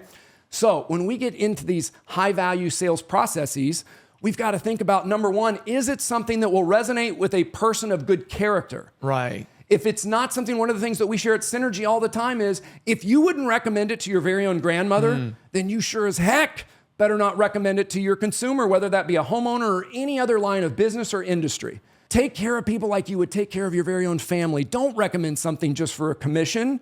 If you're doing that, you're only going to appeal to a very small segment of our population, which sitting here in a high rise in New York City makes me think about the book, in the movie Wolf of Wall Street with Jordan Belfort. He went to prison because of some of those things. What I like to say also, Sebastian, is the ways that we influence people are very similar. Right. Whether it's Jordan Belfort in the Wolf of Wall Street or it's Sebastian at Rilla Voice. Yeah. And the biggest difference is one word. I believe it's one word when it comes to the way that we influence consumers or those around us. And the difference between manipulating somebody and persuading them is one word. That one word is intent. What is our intent? Because the techniques, the strategies, the scripts, the words, all those things that we're doing essentially are the same. Right. But for the best companies out there, I believe that we have a duty and a responsibility to ourselves, to our organizations, to the people that work with us. Right. To share with them, to teach them, to help them learn how to be better persuaders. Because if we truly believe that our product is the best, that our installations, our service is the best, we have a responsibility to convince, to persuade, not to manipulate, to persuade them to choose us over the competition that's not going to do the job the way we are, that's not going to stand behind the job like we do. Like, as I'm hearing you talk about how to get people to buy into a process, I always thought about a great sales system as like kind of like great software that it's like just code that you write and there's might be some bugs and you fine tune it and you make sure that it works and it just runs like clean water, right? It just runs reliably every single time. If you have true buy-in from your team and they're following that sales process, and you're going to see consistent numbers because it's just like software, right? It's like programming a computer. It does its thing, right? And what I'm hearing you say here, and correct me if I'm wrong, is that in order to get great buy-in from your team to follow the process, it's two things. You have to make sure that the quality of the process is there, because if you're getting them to buy into something that's not naturally a good thing, then you're going to get low buy-in. That's right. And then second is you called it ultimate preparedness. To me, that sounds like going overboard in the specific details, like the breadth of the process, if you would. Like, so there's the quality and the breadth, and like over investing in those two things with your process, that's going to generate the buy-in from the team. If you have a really high quality process that goes into great lengths to specify all the different situations, all the specific things that have to be done at every step of the way, that's how you're going to generate buy-in, because you're not going to leave anything up to chance. That's right. Then you're not going to leave. And then you're also not going to be asking people to do things that are unnatural to them. You're going to be asking things that over the long term actually work. So yeah, that's kind of how I thought about it when you were talking. Reminds me of a couple of quotes. One is, with random actions come random results. Right. Right? Right. Like you said, there's got to be a specific process for every single thing that we do. Literally saying the word price versus investment. That's or right. saying the word contract versus paperwork. Yes. So going so specific, repeating it over and over and over again. Because, you know, one of our good friends, Dominic Caminata, who was earlier in the podcast, he said something along the lines like, when people think of a script, people think, oh, script is bad. But when you actually think about it, the best art forms that you watch, all those actors sound great on screen because they have a script and they practice it over and over again. Stand-up comedians, I used to do stand-up comedy. Yes. Like one of the jokes that we used to say to like our stand-up comedy friends, like versus the improv people, I hate watching improv because I feel like I'm watching stand-up comedians working out. And it's like going out and seeing Floyd Money Mayweather just like working out at the gym instead of at the MGM at Showtime. What a great analogy. Like, yes. It's just like, they're like just working out. I'm like, when I go watch improv, I'm like, this sucks, because they're like all like thinking of it on the spot. The stand-up comedian, you have not only wrote down the material, you've learned the material, you've tested the material, you've failed it, you fine-tuned it, and then you created like a really, really good set. That hour of material sounds so natural. But it's because they practice it so many times. So yeah, Sebastian, over-prepared. You took the words out of my mouth. Literally, think about this. For anybody who says, and it's almost all of us, they say, I don't want to sound like I'm scripted. Oh, we don't need to memorize it word for word or whatever. It's about ultimate preparedness. I would challenge anybody to think about a movie that created some type of emotion. A love story, an action movie. You know, let's just say that one that came out in the recent past was Maverick, right? I've talked to a lot of guys that walked into that saying, man, you could never reproduce the movie Top Gun. They shouldn't even made a sequel. And they walk out of there going, that's one of the best movies I've ever seen. If it conjured up some type of emotion, guess what? That, every comedy, every romantic comedy, every horror film, it was scripted. Every single, they had tryouts, they practiced lines, they read lines, they memorized lines, they had teleprompters, they had cue cards, they reshot, they had directors, they had other people say, oh, you had a hair out of place. Oh, your shirt wasn't, you weren't buttoned up. Every detail of the best films were, number one, a script. Number two, they had tryouts. Number three, they had the best actors in the world practice, rehearse, perform. And then they said, cut, do it again. Cut, do it again. And what we see that creates an emotion for 90 minutes in the theater is years worth sometimes of practice and budgets. And then we get into our business and we've invested in the marketing, the website, the software, the facility, the trucks, the tires, the vans, the uniforms, the customers, the calls, the fuel, the coffee, the toilet paper, the rugs, the tables, the training. We do all this and then we just leave it to chance. We just send them out there and we go, we've got the best of everything. We've hired the best truck wrap people. We've got the best website. We've got the best Rilla software to measure what we're saying. And then we don't schedule the time every single week to do the role play. So this leads me to the answer. The answer is, number one, we had to have a system and process that the team could believe in. Every single person, whether it was the install team, you know, the people that were going to put the stuff in, they had to be on script when they did their call ahead, when they knocked on the door, when they put down their drops, when they did a system walkthrough. right? We had to be on script, and over time that script becomes you. That the team that's answering the phones begins to go through the rare listening sequence. Right. The words that they share matter. The way our sentence structure, which is another part of the 5-piece puzzle here, there's a sentence structure that we want to put those words in. Everything matters. By the way we dress matters. Yes. If we expect the team to wear name badges, if we want to have them, with a certain haircut, or at least, here's what I would say. There's been this thing over time that, back in the day, you couldn't wear a beard because they said you're hiding behind something. There was all this psychology and these studies, right? Yeah. Beards are very commonplace these days. What I would say is the way we show up, the way we carry ourselves, the way we look. Here's my number one thing. Make sure it looks intentional. Yes. Our speech should be intentional. We cannot be apathetic. We cannot be aloof. When we answer those phones, we can't say, "Thanks for calling. How can I help you?" We gotta have a little bit of excitement. The crazy thing is, many studies have been done that you can literally hear a smile through the phone. When you smile, that can be heard through the phone because it changes the vibrational state of the voice that's coming through the line. So we can hear a smile even if we can't see the person. You cannot continue to be depressed and sound apathetic, lethargic while smiling. You just can't do it long term. So we would teach our team, we got to smile, and then here's the words that we're going to share, the order in which we're going to share them. Here's how we're going to breathe life into the objections and the challenges. I like how you go so deep. Even when you were talking about your coupon, your pizza coupon selling, you were like, I wrote an 84-page kind of system for selling pizza coupons. Systems for everything. And when you started talking, I asked you can you give us your pitch? You said you first stand back. It's just you're literally thinking about it. You first stand back from the door. Yes. And it's so funny because one of the big things that owners complain about in home services and service managers is my techs don't follow my system. It's so hard to get them to follow the system. And you also be okay, show me your system. And it's just 10 loosely held ideas. Right. Because first you build rapport with the customer. What does that mean? How? You don't know. The thing to build rapport and it's 10. You're no. You smile. Sebastian, I've got an hour of content that we do in our 3-day live events just about how we build rapport, but more importantly, how we don't. There is a wrong way that we believe psychologically that we should not force and try to build rapport that actually people are onto these days. It worked in the 70s. It doesn't work today. By the way, I was going to say, and I know we're talking about so much stuff. I am so enjoying this.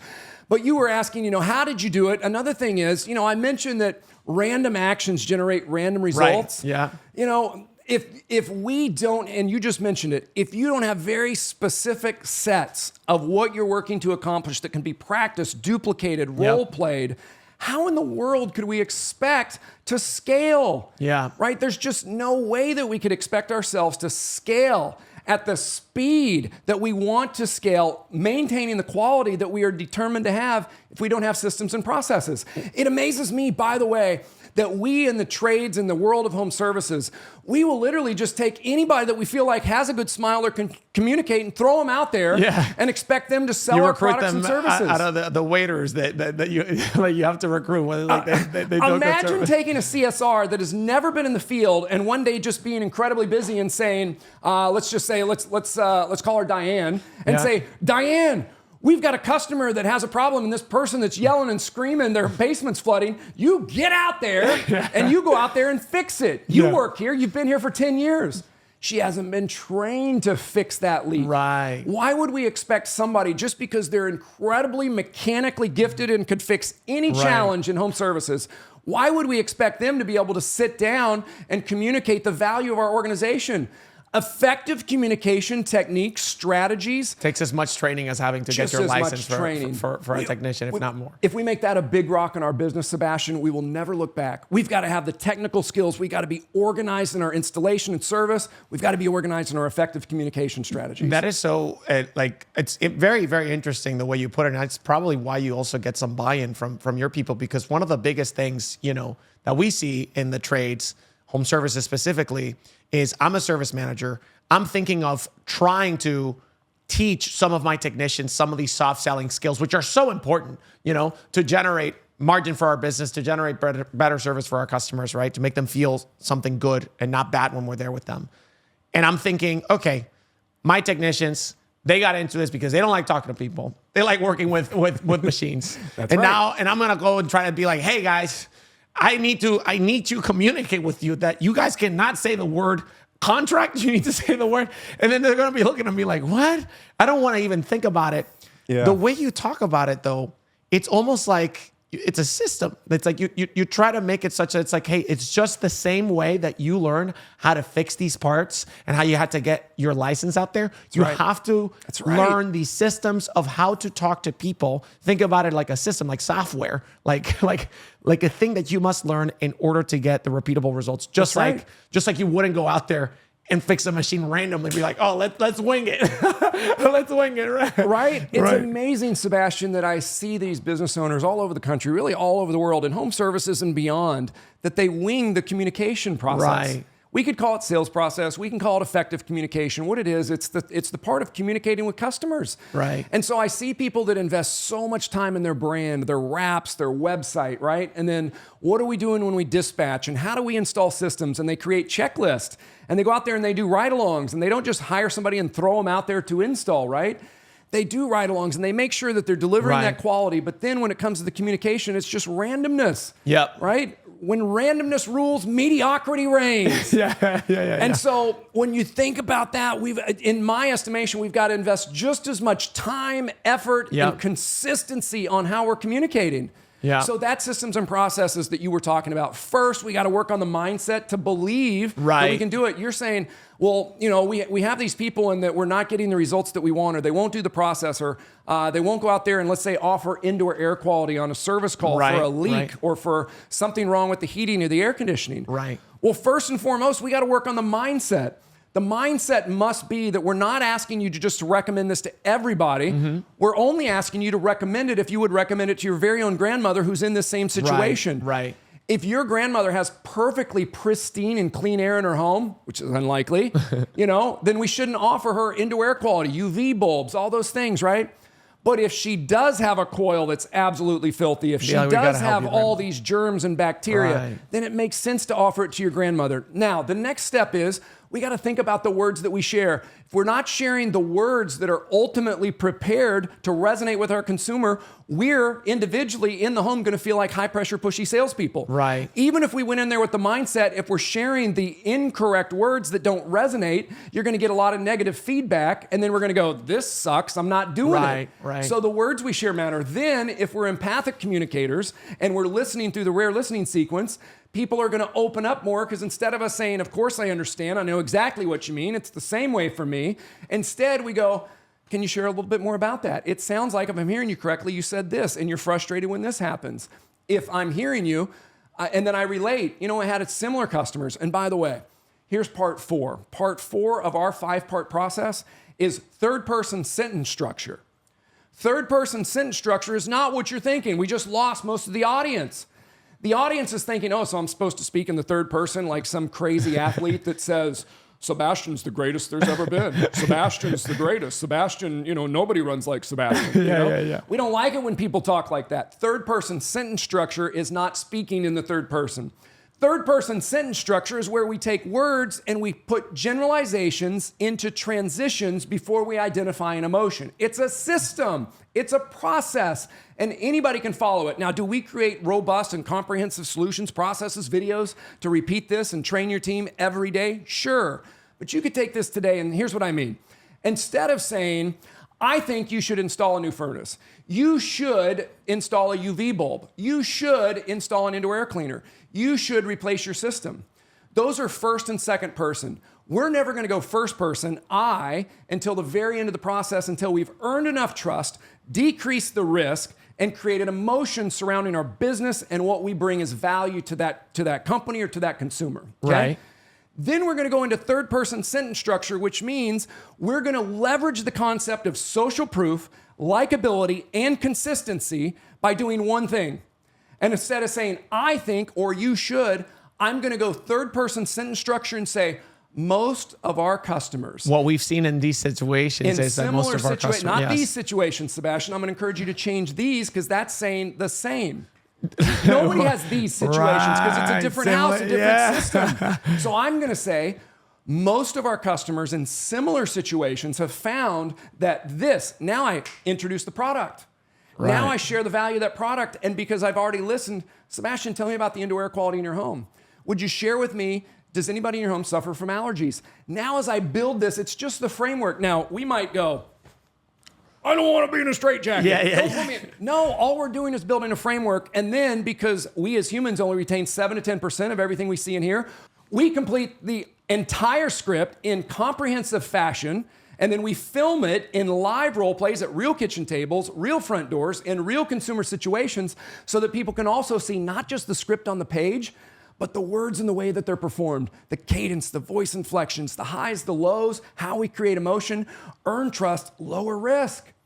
And when we go third person, instead of all of a sudden our sales call going brilliantly, if we go first or second person at the end and I say, I think you should do this, and we say that in the wrong way, and then I say, you should, all of a sudden, all of the goodwill and the rapport that you mentioned earlier that was built, that goodwill, it just goes right out the window. It's gone. Because they're like, who are you to tell me how to run my home or my business or spend my money? Right. So all we do is we just go third person, and we still, it's the mindset to do it, the wordsmith, the rare listening. We have one more, I mentioned it, I'll come back to it. And then we encompass all of these factors, the principles of persuasion in every word, every sentence, every phrase that we share, every bit of eye contact, every bit of body language, the way that we dress, the way that we smell, the way that we look, the way that we present. Every detail matters. Structure. And third person, we just do what you already knew inherently. We just say, you know, we've been in this industry for over 100 years. Our company is third generation. In most situations like these, in a 2-story home with a master suite that won't cool off in the summer and a basement that stays cold, most of our customers in similar situations have installed a variable speed unit that mixes up the air in the home, allows us to get rid of some of the stratification, if you're not familiar with that word, you know, some of the hot and cold spots throughout the home. And then if we add indoor air quality and we're cleaning the air and we're destroying the germs and the bacteria, then all of that can be taken care of if we do what we've been doing in other homes for over 100 years. Right. And then now they don't feel on the defense. Their walls aren't coming up. It sounds more like a consultation. That's kind of how, if I think about it, that's how kind of like doctors talk. And be like, you know, most people, they won't experience any symptoms, any kind of, you know, side issues with the medicine, you know, but you have to take into account this and this and that. But most people will find this to be helpful. Yeah. We must diagnose before we prescribe. Yeah. Diagnose before you prescribe. If we walk into a home because we've been doing this 15, 20, 30 years, or in any situation where we've been selling for a long time, you know, after a while, you've pretty much seen it all. But that doesn't mean we walk in saying, I've seen it all. I completely understand. I've been doing this 30 years. Right. Nobody likes that person. Nobody. Yeah. Right. So what we do is we walk in and we just say, well, let me learn a little bit about you. I'd like to understand what's going on here. I have some notes here from when you called the facility. If you would, now that I'm here, would you share a little bit of information with me? On the technician side, by the way, our CSRs should be gathering a lot of information. But when I get there, I don't want the homeowner to think, why did I share all that information with Diane on the phone if you don't know any of it? What I would also say is that once you're in the entryway, the homeowner is going to share much more information with the technician once they feel like they have the person that's going to solve their challenge on site. I wanted to ask you about that point briefly, because we've seen like either or company, like we've seen different companies that think about it in different ways.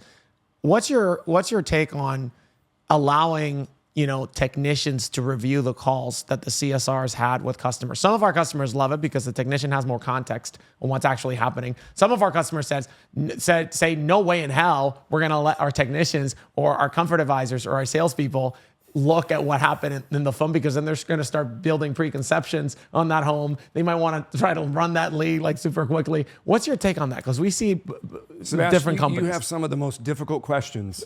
Not because we don't have answers here at Synergy, because the answers we have are like over the course of a longer time period. Right. The number one thing I can say about what you asked is I have a very, very strong opinion on this. And I'm going to share what it is. But I would also say I would need to learn more about each individual situation and each individual company that you're referring to. I feel like it's my job to be more curious than judgmental. So what I'm about to say does not mean it's a one-size-fits-all. If there was by the way, my take on it, as you asked, they should absolutely be listening to every call. But if there's somebody watching this that says absolutely not, my guess is I would need to do some additional discovery and say, why do you feel that way? Sounds like you're very concerned about, see, now I'm going back into the rare listening sequence. I would go through discovery. I would acknowledge the emotion. I'd repeat back what they said. Sebastian, it sounds like you're very concerned about your technicians listening to the calls before they get there. And then you would say... And I would say, like, yeah, I mean, anytime that they get any other data about that home, I want them to treat every home as a new home that they know nothing about, because I want my techs, I want my comfort advisors to give everybody, no matter what the context is of that neighborhood, what the context is of that call, I want them to give them the best experience, and I want them to go in as a blank slate. So this is how the rare listening sequence works. Now I'm going to go back. I'm going to repeat, rephrase, relate, acknowledge the emotion. You're going to hear it all right here, okay? So now, basically, I'm going to repeat a little bit of what you said. I'm going to rephrase it. I'm going to relate as me being a contractor myself, and I might acknowledge some of the emotion.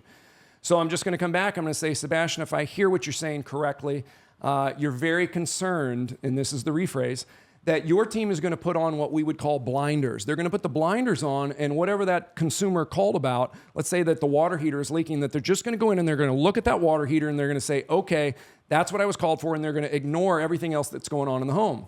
What I would say, and this is the reason it's a difficult question to answer, is because every situation's different. I don't know where you are in your personal training, your company training, what the company culture is, how much we're role-playing, what your scripts are, what your processes are. But what I would say is, I always want to have more information than less information. Right. That's what I thought intuitively too. Yeah, whatever transpired on that call, I want to hear it, because homeowners are always trying to get the most for the least. That's their fiduciary responsibility, as we alluded to earlier. So do you think homeowners ever lie? Of course they do, but I still have to be curious. I have to look at that and say, I'm not going to judge a homeowner and say buyers are liars. I hate that. They're lying because they're trying to negotiate the most for themselves. That's their fiduciary responsibility, and they've probably been ripped off by a contractor before. I can't hold that against them. I have to be empathetic towards the fact that they are afraid when we show up as a contractor. Right. So what I want to do is I want my technicians to listen to those calls on the way to the call, so that they can hear the fear. So that they can hear if this person's like a 30-year customer, because if they are, and the 30-year customer says, you guys are great, you're amazing, I'm going to give you another 5-star review. Now when I walk in there, I'm all smiles, I got a different mindset, and I say, Betty, I know, I've noticed you've been here with us for 30 years. Or even reviewing the previous visits that we've done. Yes.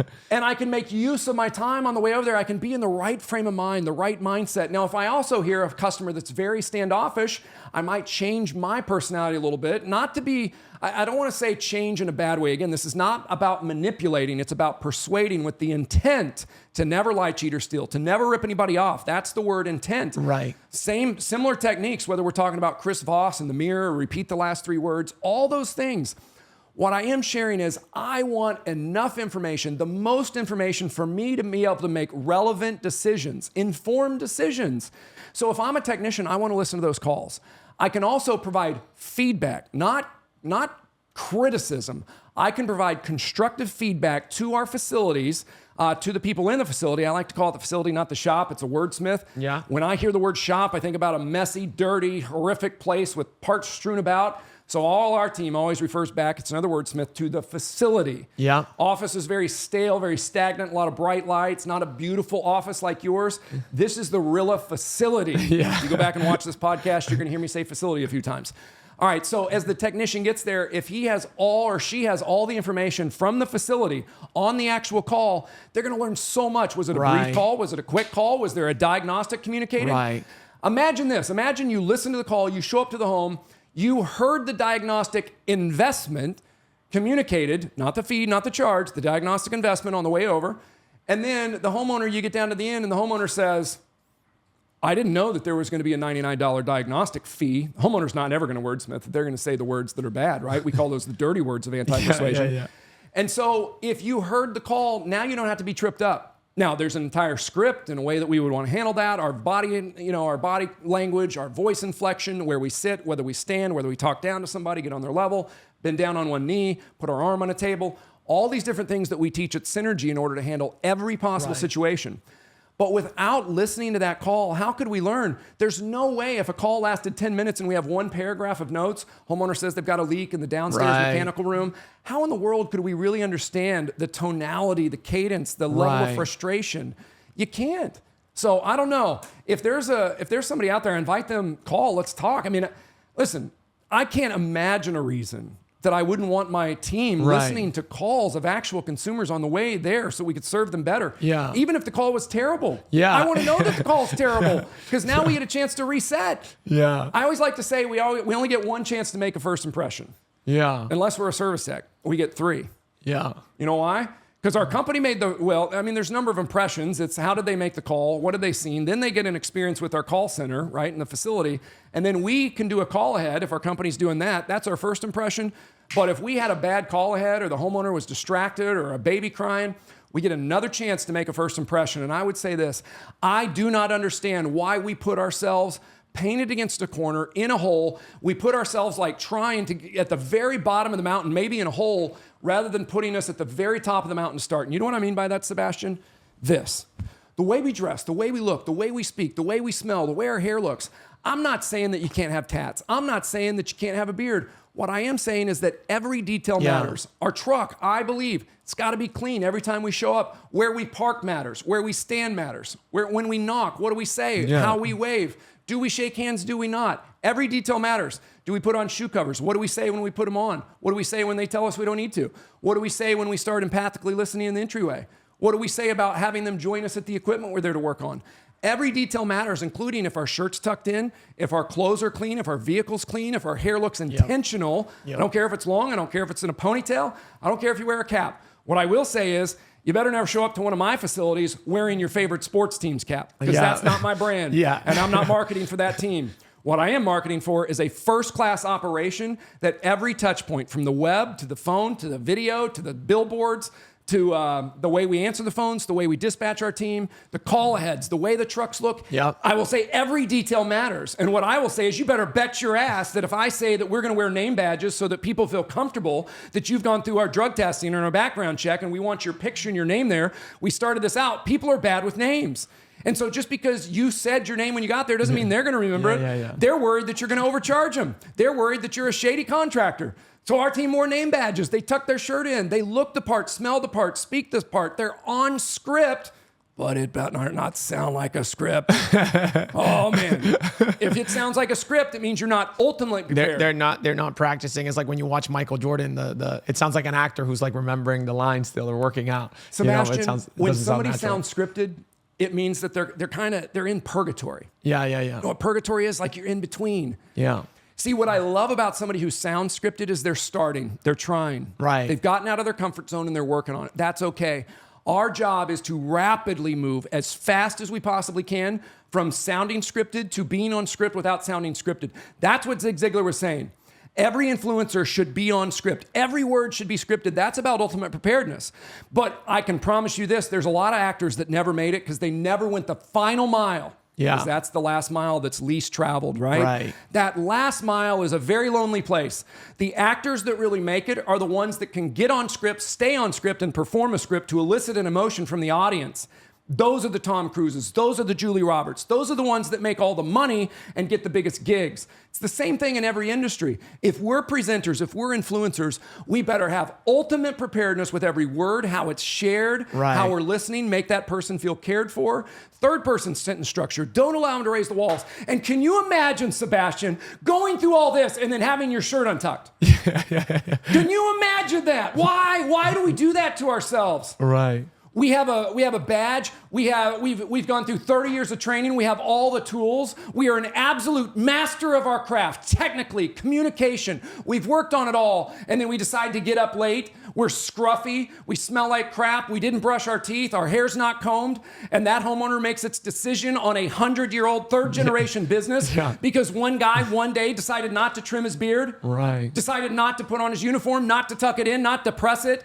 That's not going to work with me. I am going to say, I'm a little difficult to work with because I have such high expectations, but that's how you take over an 18-year-old business, a ma and pa with no internet, no phone lines, no website, nothing, and go to Linux Partner of the Year in 14 months. It was one of the hardest things we've ever done, and it didn't come without its challenges after that. Then you got cash flow problems, you got employee challenges, you got cultural development, you got onboarding challenges. What I can share with you is the red arrows are never going to stop coming. They're never going to stop coming. We've got to develop our minds with the mindset to say it's never going to stop.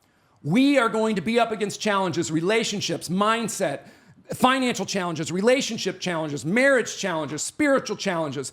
They're never going to stop. So what we've got to do is make sure that we are geared and programmed that every day when our feet hit the floor and that we go out there and we attack our day with an assertiveness, with an effectiveness, that by the time we get back and we put our feet off the floor and lay back down in bed, I encourage everybody to say, did I get out of my comfort zone? Did I feel those butterflies in my gut? Because if we didn't feel butterflies, it means there was no growth. Right. So if you're concerned about scripts, if you're concerned about role play, my thing is do it. Yeah. Do it now. Zig Ziglar had a thing where he said, do it now. Don't wait for the economy. Don't wait for rates to come down. Don't wait for your person to get in office. You do it now. We cannot procrastinate. Anything that can be done today, do today. Don't put off till tomorrow. So we went through a lot of, really, really, really good stuff for our customers here who are listening. Why don't you go ahead and, before we go into number 5, why don't you go in and recap the entire process from number 1 through 4? Yeah, and what I love is, just building processes so that our teams can follow it. If you don't know where you're going, how are you going to know when you get there? Yeah. So we're just creating processes, not to put people in that proverbial straitjacket, but to give them a process to follow. And what I found is the people who really want to be great, they love processes because they get to practice it over and over and over again. The greatest batters in the world in baseball, swinging the bat, taking batting practice. Basketball players, you name it. The best athletes, the best people are practicing, right? And so the first thing is we've got to work on our mindset. The mindset is key. Without the mindset, none of the other stuff matters. In fact, I could say that, let's say that there was some worldwide competition to design the best script for CSRs.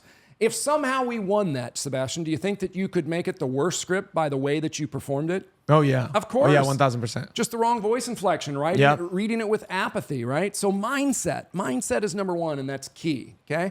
Once we have the mindset, now we've really got to think about ultimate preparedness in the words that we share. Right. So number 2 is wordsmith. Wordsmith, because we have what we've called the wordsmith, and the opposite of the wordsmith is the dirty words of anti-persuasion. Right. It's those words like we shared a minute ago, like contract, right? Price, cost, fee, charge, spend, pay. Those are negative. We just simply wordsmith those. Completely understand. That one's also a dirty phrase of anti-persuasion. Yeah. It does not resonate. It does not help like we think it is. We're trying to relate.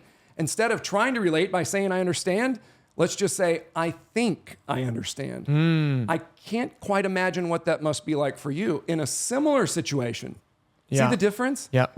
Little words. I like to call that hedging your bets. It's at the margin. Little words. Prefacing other words like I think I understand is not I totally get it, or I totally understand, or I completely understand, or I understand. Right. It changes the way people react to what we're sharing with them. Right. Okay? So that second one is the wordsmith. The words we share do matter. And if we don't think about those, then the movies that we love, the shows that we love, they wouldn't be what they are. Right. If the script hadn't been written in a certain way and it hadn't been performed in a certain way. Those of us in the world today feel like we're not being heard. So that's the third thing. The third thing is the rare listening sequence. Right. The synergy rare listening sequence is where we go through that 4-step process, which is really the second one is R squared. So it's 5, but the first 4 are what really matter. We're going to repeat back what they said. That allows us to stop what we're thinking about saying and allows us to focus on what they're saying. Then A is acknowledge the emotion. R squared is relate and rephrase. Not, I understand, I totally get it. Right. It's the same for me, right? Relating and rephrasing. Not repeating the exact word, rephrasing words from frustrated to angry, right? Really upset to I can't believe that happened. Things like that, right? And then the last E is express, and that's the one we're really good at. We just said, kind of just toe into that with a question like, if you feel like I've sufficiently learned how you felt in that situation, would it be okay if I shared with you what I was thinking? Right. Something like that. Just becoming an effective communicator. And so that's the rare listening sequence. Number 4 is third-person sentence structure. Right. Third-person sentence structure, instead of going first person, which is, I think you should do this, right? I mean, if you go home to your significant other tonight and you go, I think we should have Mexican food. Your significant other could have just said, I'm so hungry I could eat a horse. Yeah. And you say, I think we should have Mexican. Your significant other is now going to go, I don't feel like Mexican. Yeah. Some of us are like, yeah, that's the way it is all the time. So we're going to go third person. We're going to bring in social proof, likability, and consistency. And I might say something like, your significant other might say something like, man, I am starving. I could eat a horse, or I could eat a piece of cardboard. And then we would just rare listen at first. We go, wow, you sound like you're really hungry. Yeah. You hear it? Yeah. Wow, that sounds frustrating. You feel like getting something to eat? Yeah, I just said I'm hungry. Then I would just say, I was just reading some reviews the other day, and that brand new sushi place downtown went through a full remodel. They're under management, and everybody I was reading online says it's the best sushi in town. Yeah. But then I'm going to do a third person alternate choice question, and I'm going to give her or him a second option, whoever I'm speaking with. And I'm going to say, I've also heard from a few friends I was chatting with the other day that new Mexican place, that they have the best enchiladas. Which one of those sounds the best to you? Now they feel like they're in control. So that's all third person, right? Yeah. Instead of saying I think or you should, I just say most people would. We're leveraging social proof, consistency, likability, all those things. Sense of community and unity if we're talking about the whole town and all these 5-star reviews. And then that last one, Sebastian, number 5, is that every system that we build incorporates the 7 principles of influence. So there's a couple of great books out there by a guy named Robert Cialdini from Arizona State University. Wrote a couple of books. One's called Influence, another one's called Persuasion. I would strongly recommend those books. But what we've done, in addition to those books and about 1,000 others, is we've developed systems and processes based on high service. So just those books, we're going to outline 7 principles. One of those is reciprocity. How can we implement that bit of persuasion into our business when we're working with consumers or our own people? You got things like consistency, scarcity, right? So if people want to be consistent, right? And if we're not consistent, that's what gets us locked up in a padded room. Right. If we say one thing and do something else enough, then that's how they can determine that we're insane. Right. So we're having consistent conversations from our brand and all those things. Scarcity, it's one that I really encourage people to be careful about. I'm never going to suggest that we ever say anything like, these deals won't last long. Nobody really likes that, right? But there's ways that we can use scarcity if there's supply chain challenges, if there's scarcity in our install teams, they really want us. Inflation, Yeah, there's all kinds of things that we can do to leverage the principle of scarcity, okay? There's unity. People want to be a part of a community. They want to be unified, right? So we can talk about that, and that leads me to social proof. Social proof can be 5-star reviews, or it's really what we're leveraging when we go to third-person sentence structure. We're talking about what other people are doing in similar situations. In situations where social proof works the most and consistency, when people are unsure of the decision that they should make, they look to what other people are doing. So what we're teaching when we're on service calls, sales leads, call center calls, we're constantly talking about what others are doing. We're bringing up 5-star reviews. We're bringing up the way our ownership, our leadership team runs our company, takes care of us, takes care of our customers. Right. So those things are really, really important, that's the way we become a more effective communicator, by leveraging all 7 of those principles of persuasion in all of our communication. So the 5 steps to the Synergy Learning Systems process.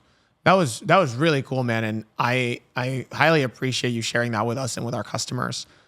One of the things that we found, especially as we see the challenges of not just having a system and being able to have the paperwork, because people could come to you and you could give them all the exact same things that you just told me and all the exact same things that you did back then, and that they're not going to perform as well, right? And one of the things that we found, one of the obstacles of implementing processes is feedback, right? When our customers come into Rilla, one of their biggest fears when they start out is looking at a conversation. They see that a comfort advisor technician, they completely blew it when they said, the dirty words, they said contract, and they said they started giving out price at 15 minutes in the conversation, just in and out. And they just go like this, the first time they see, like, oh my God, this is the first time looking into the home when it happens. And one of the biggest friction points that we see getting started is the fear of giving the negative feedback, right? Because negative feedback is one of the most helpful types of feedback that we can receive, because it's positive feedback. Attaboy, you're doing it great. You didn't learn any new information. You're just like, I'm going to continue doing this. But negative feedback is so helpful. And we see so many service managers, sales managers struggling with this key point of when you see something wrong, how do I, as a service manager, sales manager, how do I deliver this negative feedback that could be so helpful in the most productive way to our technicians so that they don't take it as a negative? They take it as oh my God, I need to actually change this pattern of behavior and do it better. What have you learned from from scaling these systems of how to deliver that kind of negative feedback that's so important? Just an incredible question. And I will say this brings us to the 7th principle of persuasion. The 7th principle of persuasion, likability. You know, if when we go to give, as you described, the feedback, a lot of people call it constructive criticism, right? I would strongly recommend getting the word criticism out of there. It's constructive feedback, right? Right. We're trying to help. We're not trying to hurt. If we wanted to fire them, we just fire them, right? We terminate the relationship. We're trying to give feedback so that we can move forward together. Right. And so I think one of the things that we really need to keep in mind here is how do we do this without them hating us? Right. And that comes to the principle of likability. We're going to buy from those that we like and trust. We're going to work from those that we like and trust. And so we have a real opportunity here to build the culture that we would want to work within. If we're in leadership, how do we do that with our team? And so the number one way that I found to do this is, number one, we have to remove the awkwardness from it. And we have to remove the ability of somebody to say, I didn't understand, or you didn't say that. So the first thing is Dr. Stephen Covey, who wrote The 7 Habits of Highly Effective People. I had the opportunity to meet back in 2011. And Dr. Covey shared something with me when he learned that I had a lot of experience in the trades. He said, you know, Doug, you can be efficient with machines, with equipment. You cannot be efficient with people. And so if we have a course correction that we need to make with a team member, Right. the number one thing that I would suggest is that we cannot try to be efficient with that. If you really want to have long-lasting results, we've got to see that person. We've got to be prepared to effectively communicate, which means we're going to need to listen. Right. We're going to seek to understand things from their perspective rather than just bring the hammer down and say, this is what you're going to do. That just went second person. If we go in and say, we're first and second person, their walls are going to come up. They're not going to listen. If you're wondering why people aren't doing what you're asking them to do, these are probably the reasons why. They're not feeling persuading. heard. You're not using the principles of persuasion. You're not. It's almost like you're using the exact same sales system on your own people. You've got to make them buy in on the process to persuade them for the betterment of their. Yeah. And again, Sebastian, it's not about manipulating anybody. No, it's about persuading and creating better results. With the right intent. No, we see it all the time when sales managers are selling Rilla to their technicians. Initially, the reaction is like, "Oh my God, I don't want this. What the hell?" Right. Blah blah blah. But the greatest sales managers, service managers, they manage to persuade their team into actually getting through that friction, that fear, the risk, right? Yeah. And then when they do that, they perform 30% better. So There's a great book out there by a guy named Oren Klaff who wrote a book called Pitch Anything. In fact, it's a lot about investment capital and private equity, but it applies here because he talks about busting another frame. You know, we all have our frames of communication and what we believe and our paradigms of the way we see the world.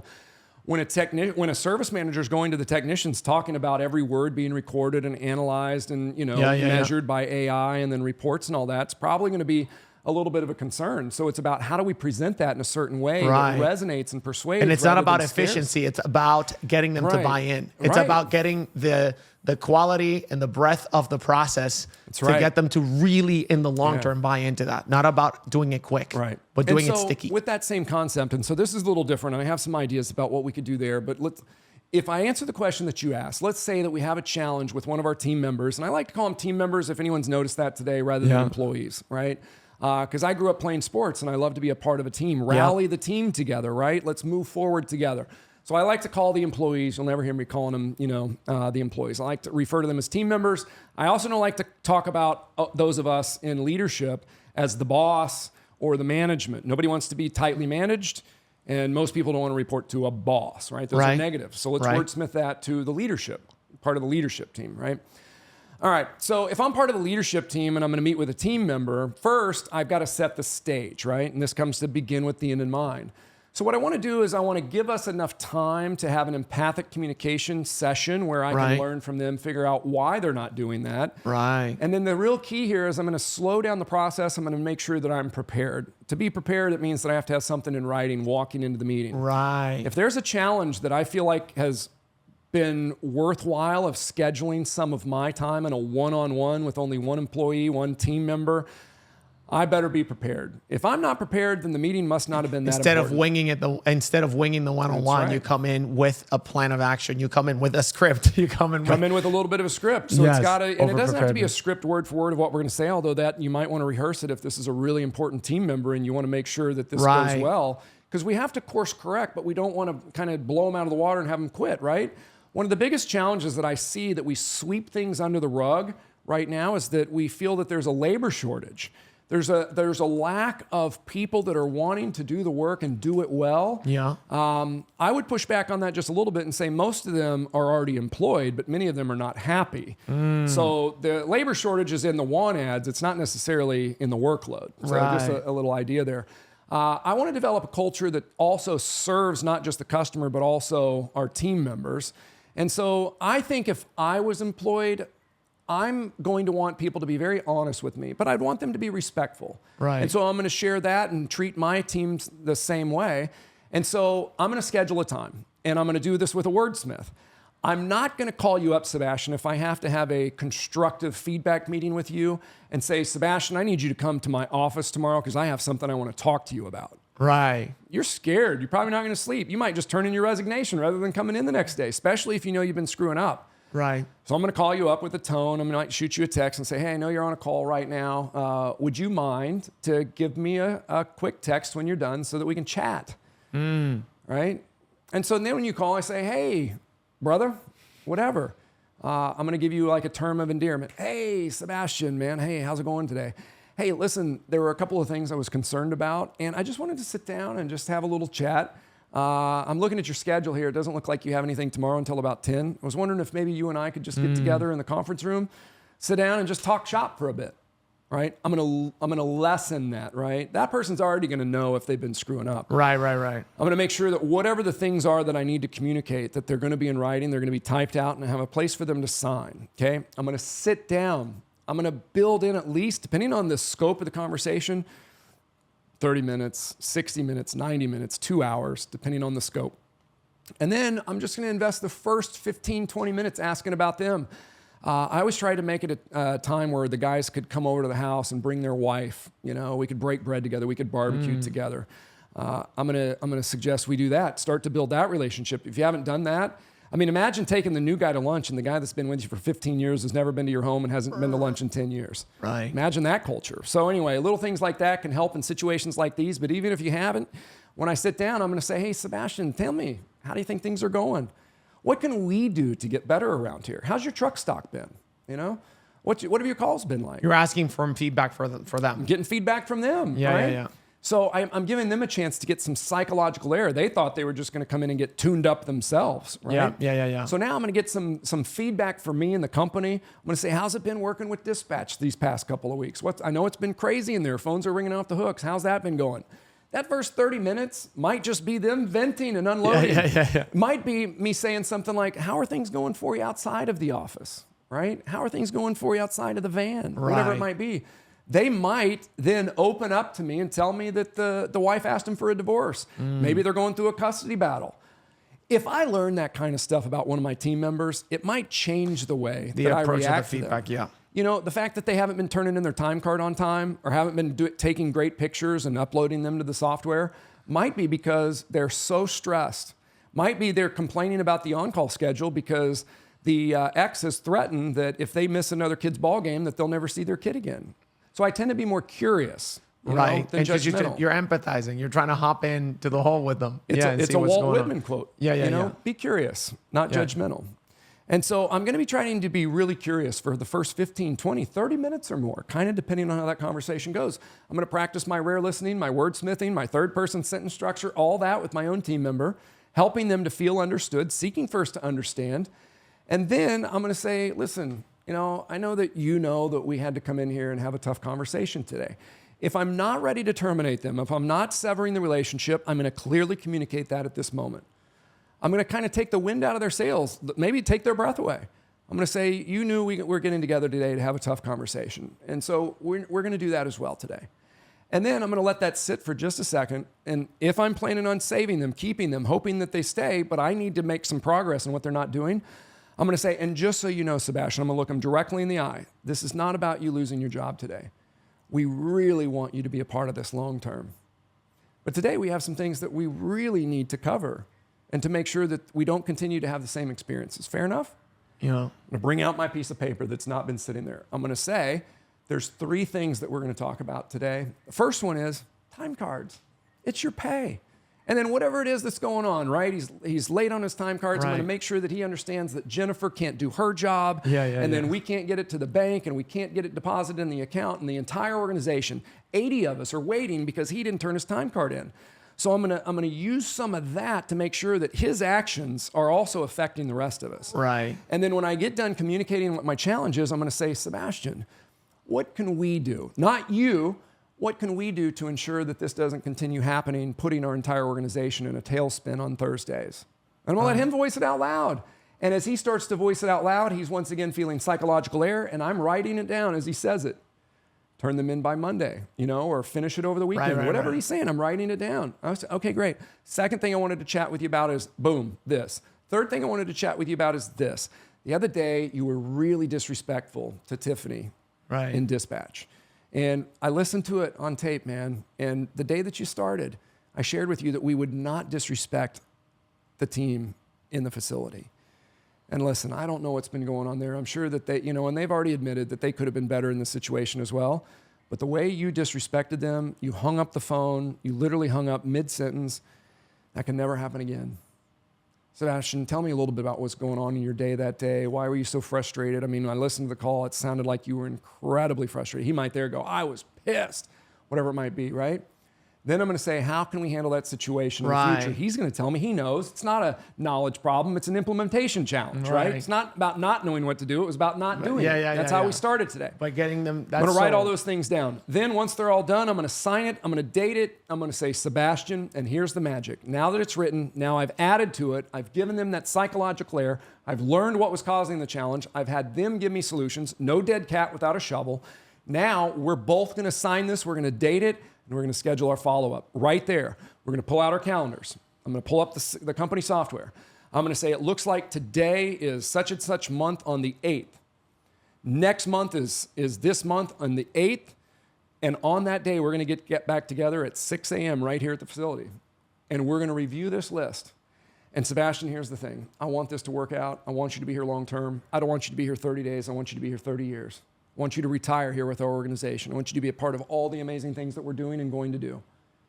But if these things don't get handled, you are sharing with me that it's not as important to you as it is to me and the rest of our entire organization. And if you're not willing to do these, you're probably not willing to do about 30 or 50 other things. Right. So I'm going to be watching over the next 30 days.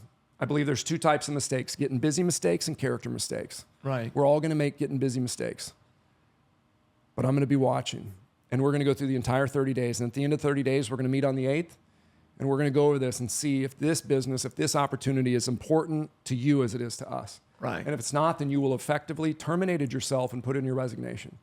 Well, Sebastian, I'd like you to go ahead and sign this, stating that you understand everything that we just went over today clearly, and that you've outlined ways that we can improve and ways that we can solve these challenges. And let's date it, and we'll be back together at 6 a.m. on the 8th of next month. Fair enough? Fair enough. What I'm going to find there, Sebastian, is we don't need this to drag on for 60 days, 90 days, 120. We don't need 2, 3, 5 years. All we need is some more empathic communication, showing people how much we care, not how much we know, and then just putting it into a nice packaged little bundle of true servitude to our customers and to our team. And then let's clearly communicate it in writing, sign it with our word as our oath and as a man, as a woman, and then say we're going to be watching. And if you don't care, then you will have revealed yourself. But I really, and then communicate to them ultimately, I want this to work out, but I can't want this more than you do. You know what, like when you're talking, it reminded me, there's a Steve Jobs video where he's talking to, I think it was a group of MIT students in their MBA. And one of the students asked them, like, what is the number one learning that you got from running Apple your first time around? Your number one learning. And he stops and he thinks, and he goes quiet for like almost a minute. He's just like thinking. This is Steve Jobs, right? It's like, well, number one learning. Yeah. And he goes, from my first time running Apple, the number one learning that I got was to take a more long-term view of people. And he explained that initially, CEO impetus is entrepreneur. It's like, I see somebody making a mistake, I correct the mistake. Yes. I see somebody doing something wrong, I hop on it because that's the action, right? That's the input. You care so much, you wanna correct it, right? It's like what you were talking about. It's like you can't be efficient with people. Right. You have to be effective. You have to be empathetic, and you have to dig in and ask questions. And what he realized was like taking a longer term view of people means you take the time to not correct the mistake, but to make them internalize and realize what it is that they're doing that's leading them to this wrong course. It takes patience because you know what they're doing wrong, but they might not even realize it. And the approach is like, you ask open-ended questions, you get them to realize what it is that they're doing wrong. One of the greatest ways that we've seen sales managers give feedback with Rilla is that they go right to the point of the conversation. And instead of saying, hey, you did this wrong, he's like, what do you think you did here? Yes. What do you think about this part of the conversation? Yes. And make them internalize. It takes more, right? Because it's not as effective. Here, I communicated the information. You have to sit there, ask the question, wait for them to answer. Sebastian, longer term view of people. It's so right. I want to share 2 examples before we wrap up because you're so right. One specific to the trades. I hear this all the time from the people we consult with and train. Service managers, business owners, they have challenges with guys being on call or not showing up or not calling ahead or not communicating with dispatch. And they'll say something like, I've run service calls for 30 years. I know exactly what it's like, right? Well, that technician doesn't believe them anymore. Right. They believe that their life is different. They believe that their calls are different. They believe that traffic is worse. They believe that they didn't have to run an iPad back in the day. They didn't have to upload all their notes and pictures to the software. It doesn't matter how many service calls we've run. It's still not the same because it's a different van. It's different traffic. It's a different human being driving that truck in that uniform. So again, this goes back to not saying, I know what it's like. Yeah. If we're saying those things, the person's just going to shut down. They're not going to listen. Right. Right. And so talking about that in this concept, just because we've had experience running on call or working our weekends or sacrificing our time does not mean that that technician in that moment wants to hear that. Right. Sure, they respect you because you did it, but if you throw that in their face, it's going to have the opposite impact. What they want to hear is that something like this, listen, man, I've run a lot of calls in my lifetime, but I can't imagine what you're going through right now. Why can't you? Because it's a different dispatcher. It's a different homeowner. It's different time. It's a different time. And even if you ran a call yesterday or the same day, you still say, I can't even imagine what it's like for you. Right. Right? And so... Because you don't have all the context of all the things that are going on in their life. We're so different. Yeah.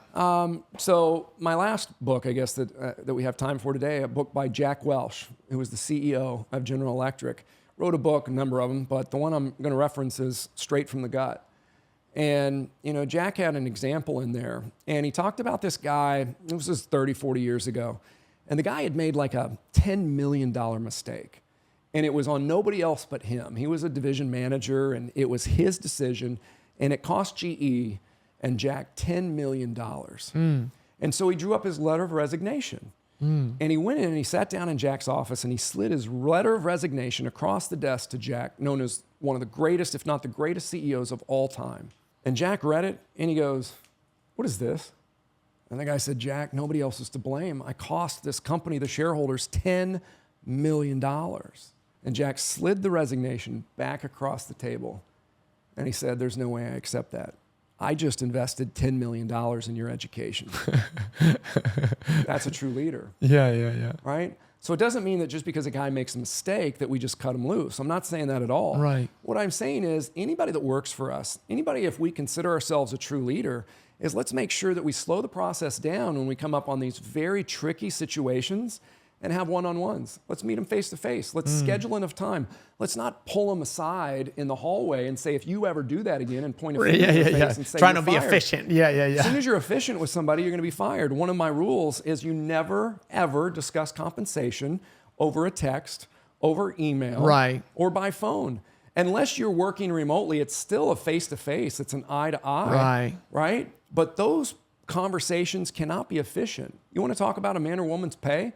That's why they're going to work. Right? Yeah, that's the number one reason. Yeah, I mean, culture is important, but most of us, if we were truly independent, wealthy, and never needed to work another day in our life, most people, especially answering phones and running calls, would not be working if they were independently wealthy. They don't love it that much, right? So we never want to threaten them over pay. Sit down, schedule some time, talk through some things, give them some of that psychological air, and I think the culture of your company will be that serves you and your customers, not just people there for a paycheck on Friday. Doug, this has been amazing, man. Where can people find out about you? SynergyLearningSystems.net. We would be honored to serve. We're helping to solve the challenge of implementation It's going to be one of the most difficult things we ever do in our lives is do what we already know we should be doing and do it consistently. I think we can help solve that.